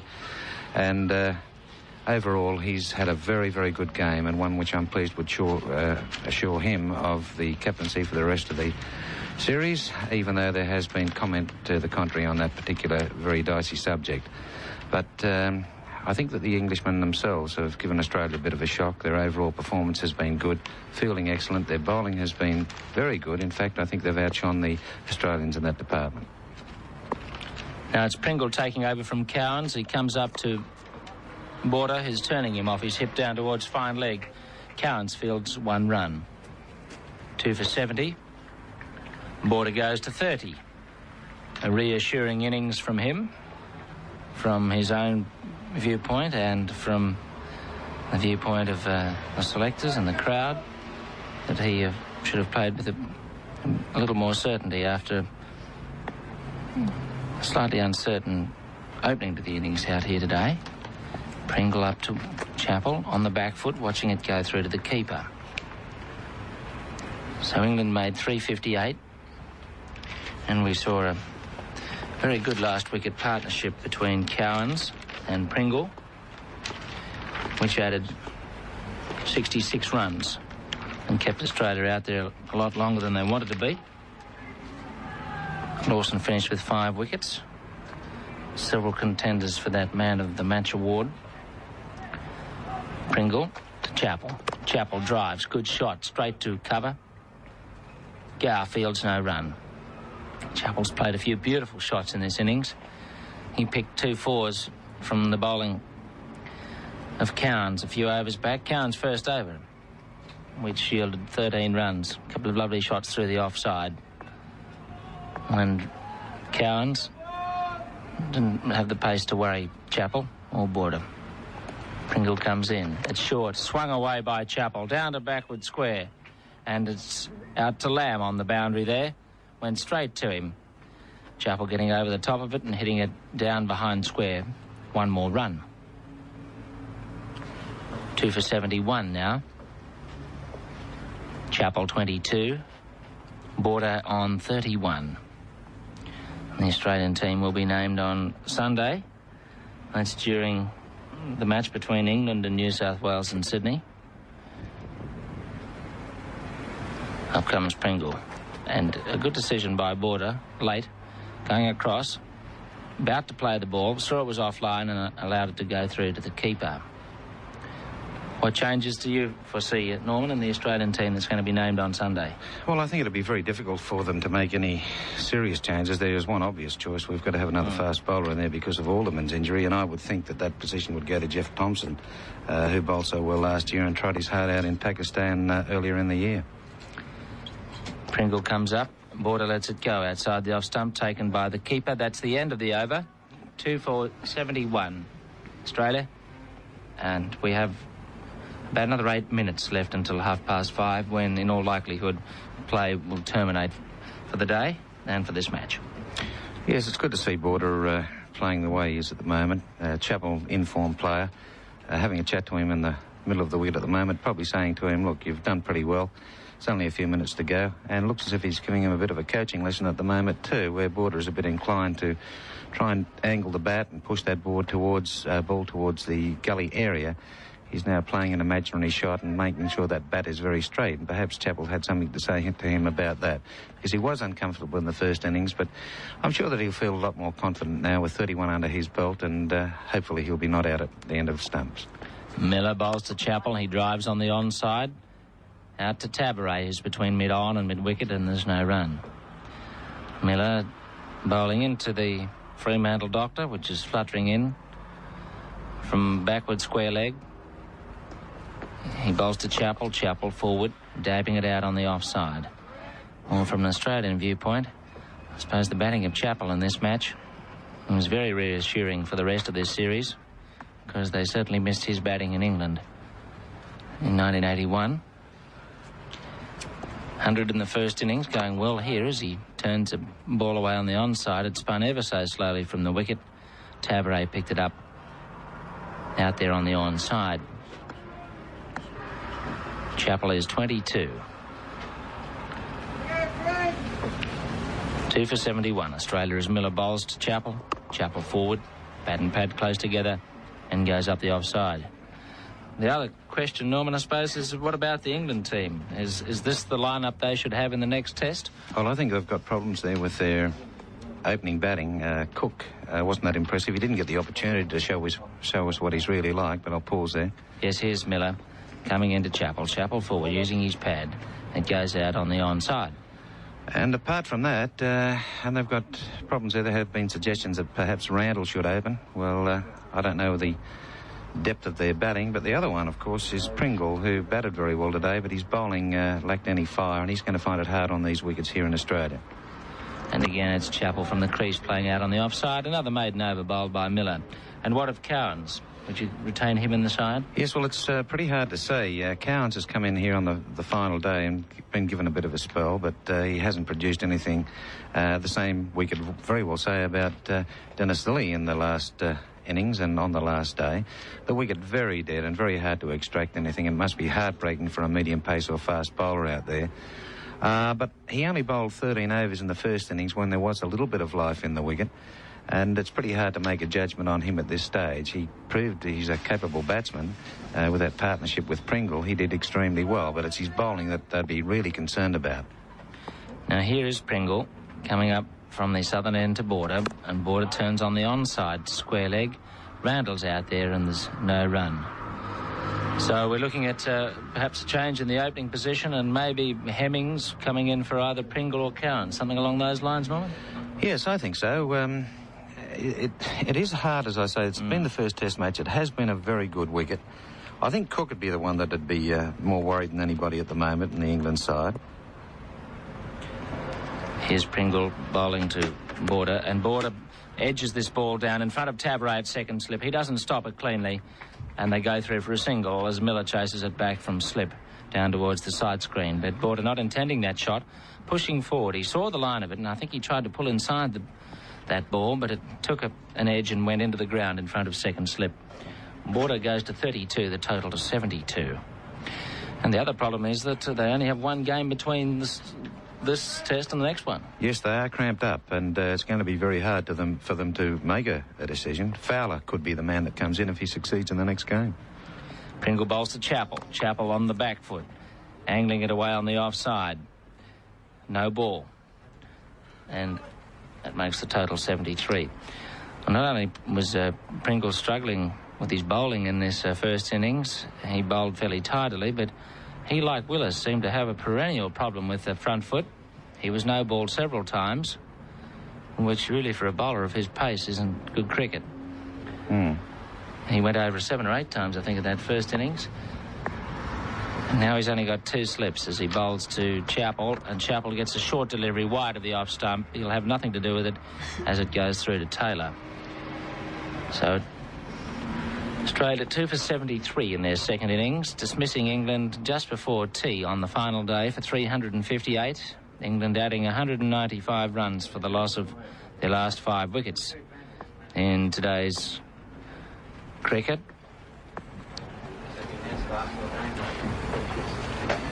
Here comes Pringle. Outside the off-stump, Chappell forward in defence, knocking it out towards cover. Pringle kicks the ball away, and it goes out to Gower fielding at extra cover. So the game in its death throes. Then some good cricket, but not good enough to produce a result. The batsman just dominating a little too much over the 5 days of this game. Pringle up, short ball, Chappell back, pushing up the offside. Pringle fields. And the real point of interest now for most people here and those of you listening to the game is who will be the man of the match, and we should have that information for you very shortly. 4 or 5 contenders in there for that, and some healthy awards throughout the summer for all the players involved. Up goes Pringle to Chappell. Chappell on the back foot again, getting a ball of tidy length. He knocks it out on the offside, and that's the end of Pringle's over. So the time 28 minutes past 5, probably one more over in this test match with Australia. 2 for 73. Yes, I think that Pringle at the moment is trying to bowl very quickly. He realises that he can't do the things he can do in England by just relying on seam. This ball at the moment is only 21 overs old, but on a very hard track like this, it does appear as if he's going to be struggling out here in Australia. And at that last over, it was noticeable that, unlike him, I'm sure that he wouldn't bowl too many bounces in England. He was trying to dig that ball in short to upset the batsman, but they had many, many seconds in which to avoid the delivery, and Chappell was unperturbed by the whole thing. He played very well. I'm sure he's a very good player, and maybe somewhere along the line there'll be a wicket to suit him. I can't see where that's going to be. All wickets in Australia are pretty hard and pretty true, and good value as far as batting is concerned. So I think that they'll have to think a little bit about him. He's an honest performer, a very tall man, and once he gets onto a wicket that's got a bit of life, and I doubt if there'll be one like this, maybe he'll get his chance. Now Lamb's come on to bowl. What's he bowl? A medium pace delivery to Border, who respectfully juts out a front pad, covering up any late movement that Lamb might get, and it goes out on the offside. So there are a few broad grins out there on the Wacker ground. This will almost certainly be the last over of the match. Both captains have agreed that the game will finish at 5:30 if they can't get a result other than a draw. And it's Border playing on the back foot now, sending Lamb out on the onside. Lamb, stockily built, coming off a couple of strides, bowling fairly gentle medium pace. I think it's his first over for some time, other than at the nets. But Willis has given him a slip. He comes up again, and Border drives on the offside. That sounded as though his bat was cracked, the way he hit that away to cover. A dreadful sound as it pinged away off the bottom of his blade to Taveray. Border 32, Chappell 22, 2 for 73. Lamb in from the northern end, and he bowls outside the leg stump. Border will have nothing to do with that, and it's taken by Taylor. Border defiant to the last. He's not going to lash out with any wild shots over the top. He's keeping his head down and making good batting practice of this. Lamb bowls to Border. Border drives. Nice shot. Tavares fields at cover. 1 ball to go in the over.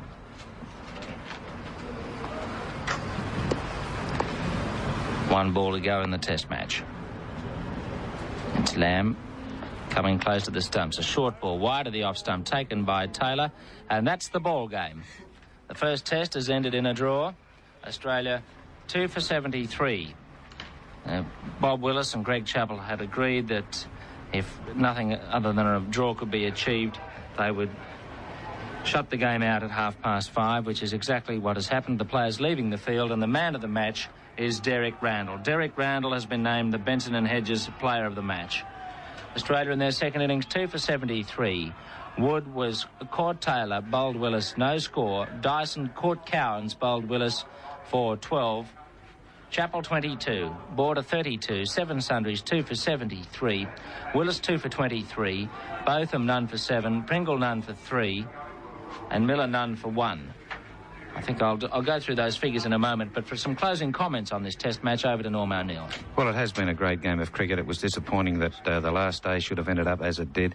It was inevitable that it would happen after the first hour's play this morning, but had things happened earlier, had Australia been able to break through, then I think either side could have won, but England decided that they would bat on as long as possible and went right through until the last wicket fell. But it has been a good game. We've seen some good cricket from some good players. In the first innings for England, we saw Tavares, who played a very laborious innings and a boring, I think, as far as most of the crowd were concerned. But I think it was a set plan, and he had other men at the other end who were doing all the scoring while he was keeping that one end up. And I referred, of course, to Gower, Randall, and also Lamb. And, of course, in their second innings, it was Randall who stole the whole show, apart from a couple of good innings by the tail enders.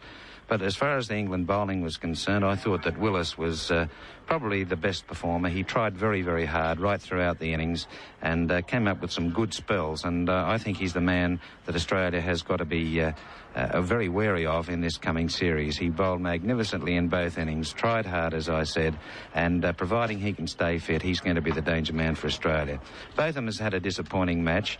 He was out for 12 in the first innings and failed to score in the second, and his bowling was pretty mediocre, I think, but we've got to take into consideration also that this wicket wasn't giving too much to the bowlers. Miller, the off-spinner, had a very good game. I thought that his bowling was very steady in the first innings. I thought he bowled very well, unable to extract turn, but using flight and a little bit of drift, he played well. And, of course, the other bowler who was going to be a force to be reckoned with in future years, but whether he's going to do it in this test series in particular remains to be seen, was Cowans. And he didn't get the opportunity, bowling only 13 overs in the first innings and a few overs in the last day, just in this last session, where Greg Chappell gave him a bit of a hiding. But I think that's to be expected because no one appeared to be too interested at the end of the day's play. Of the Australians, I thought that Dyson in the first innings played extremely well. I think he's consolidated his position as an opener, although there may be people who will argue with me about that. And, of course, Chappell in the first innings was magnificent, as was Hughes. And, surprisingly, Lawson played a very solid and very important role for Australia in scoring his 50. It was a fine innings and one that was needed and gained at the right time. Overall, and looking to the future, and before that I'll go through the Australian bowlers. Lawson, I thought, was superb. He was unlucky, I think, not to get the man of the match, although I think that Derek Randall thoroughly deserved it. Dennis Lee, we didn't see him at his best in this game. He gave a few good spells where he had a lot of life and a lot of fire, picked up 3 wickets in the first innings and bowled well in certain spells, but he was concentrating a great deal on line and length, most of the bowling spells that he did have, and I think that he's got to produce the goods if Australia are going to rely on him if they have in the past. And today I thought that he didn't appear to be putting his back right behind the ball. And, of course, Bruce Yardley was superb in the first innings. He picked up 8 wickets for the match and thoroughly deserved every one of them. Got a little bit of turn, a little bit of drift in the air and flighted the ball very, very well indeed. Now, of the future, and we've been talking about this in the last few minutes, I think that the Englishmen have got a couple of problems. They've got to sort out their opening position. There has been talk that Randall may do the job. I'd like to see Randall batting where he is at the moment. I think he's a fine stroke maker, and to throw him into that position against the fire of Lilly and Lawson would be a bit of a shame. I think that he'll remain where he is, but they've got to find another opening batsman. Tavares, as we've already told you, holds up that one end. Cook was disappointing, but it was his first Test match in Australia, and perhaps he'll gain through the experience, and hopefully he'll come good later in the tour. But the other position that they've got to think carefully about is the extra seam bowler. And Pringle was unable to extract any life out of the wicket and bowled steady, straight up and down where he could, but occasionally when he was loose, the Australian batsman took full advantage. Of the Australians, I don't think we'll see any changes in the Australian side except for a replacement for Alderman, who was unfortunately injured during that nasty scene. I think that perhaps the Queenslander Jeff Thomson will take his place. Jeff Thomson is a very honest performer, gives it his all on all occasions, and I think he'd be a great asset, particularly in Brisbane on his home ground where he'd have the crowd behind him. Overall, a very, very good Test match, high standard of cricket, but a little bit disappointing on the last day, but that was only to be expected. Those comments from Norm O'Neill. The final scores in this Test match: England 411 and 358, Australia 424 and 2 for 73. The short bowling for England this afternoon: Willis 6 overs, 1 maiden, 2 for 23. Botham 6 overs, 1 maiden, none for 17. Cowans 3 overs, 1 maiden, none for 15. Miller 4 overs, 3 maidens, none for 8. Pringle 2 overs for 3 runs, and Lamb bowled a solitary maiden over. So that's the conclusion of this Test match. Derek Randall named man of the match following his efforts of 78 and 115. England today going on to make 358. Lawson took 5 for 108 and Yardley 3 for 101. The first Test in this 5-match series for the Ashes, a draw, and we move to Brisbane now for the second Test on Friday, the 26th of November. On behalf of the team here at the Wacker Ground in Perth, Jim Maxwell signing off. Good evening to you all.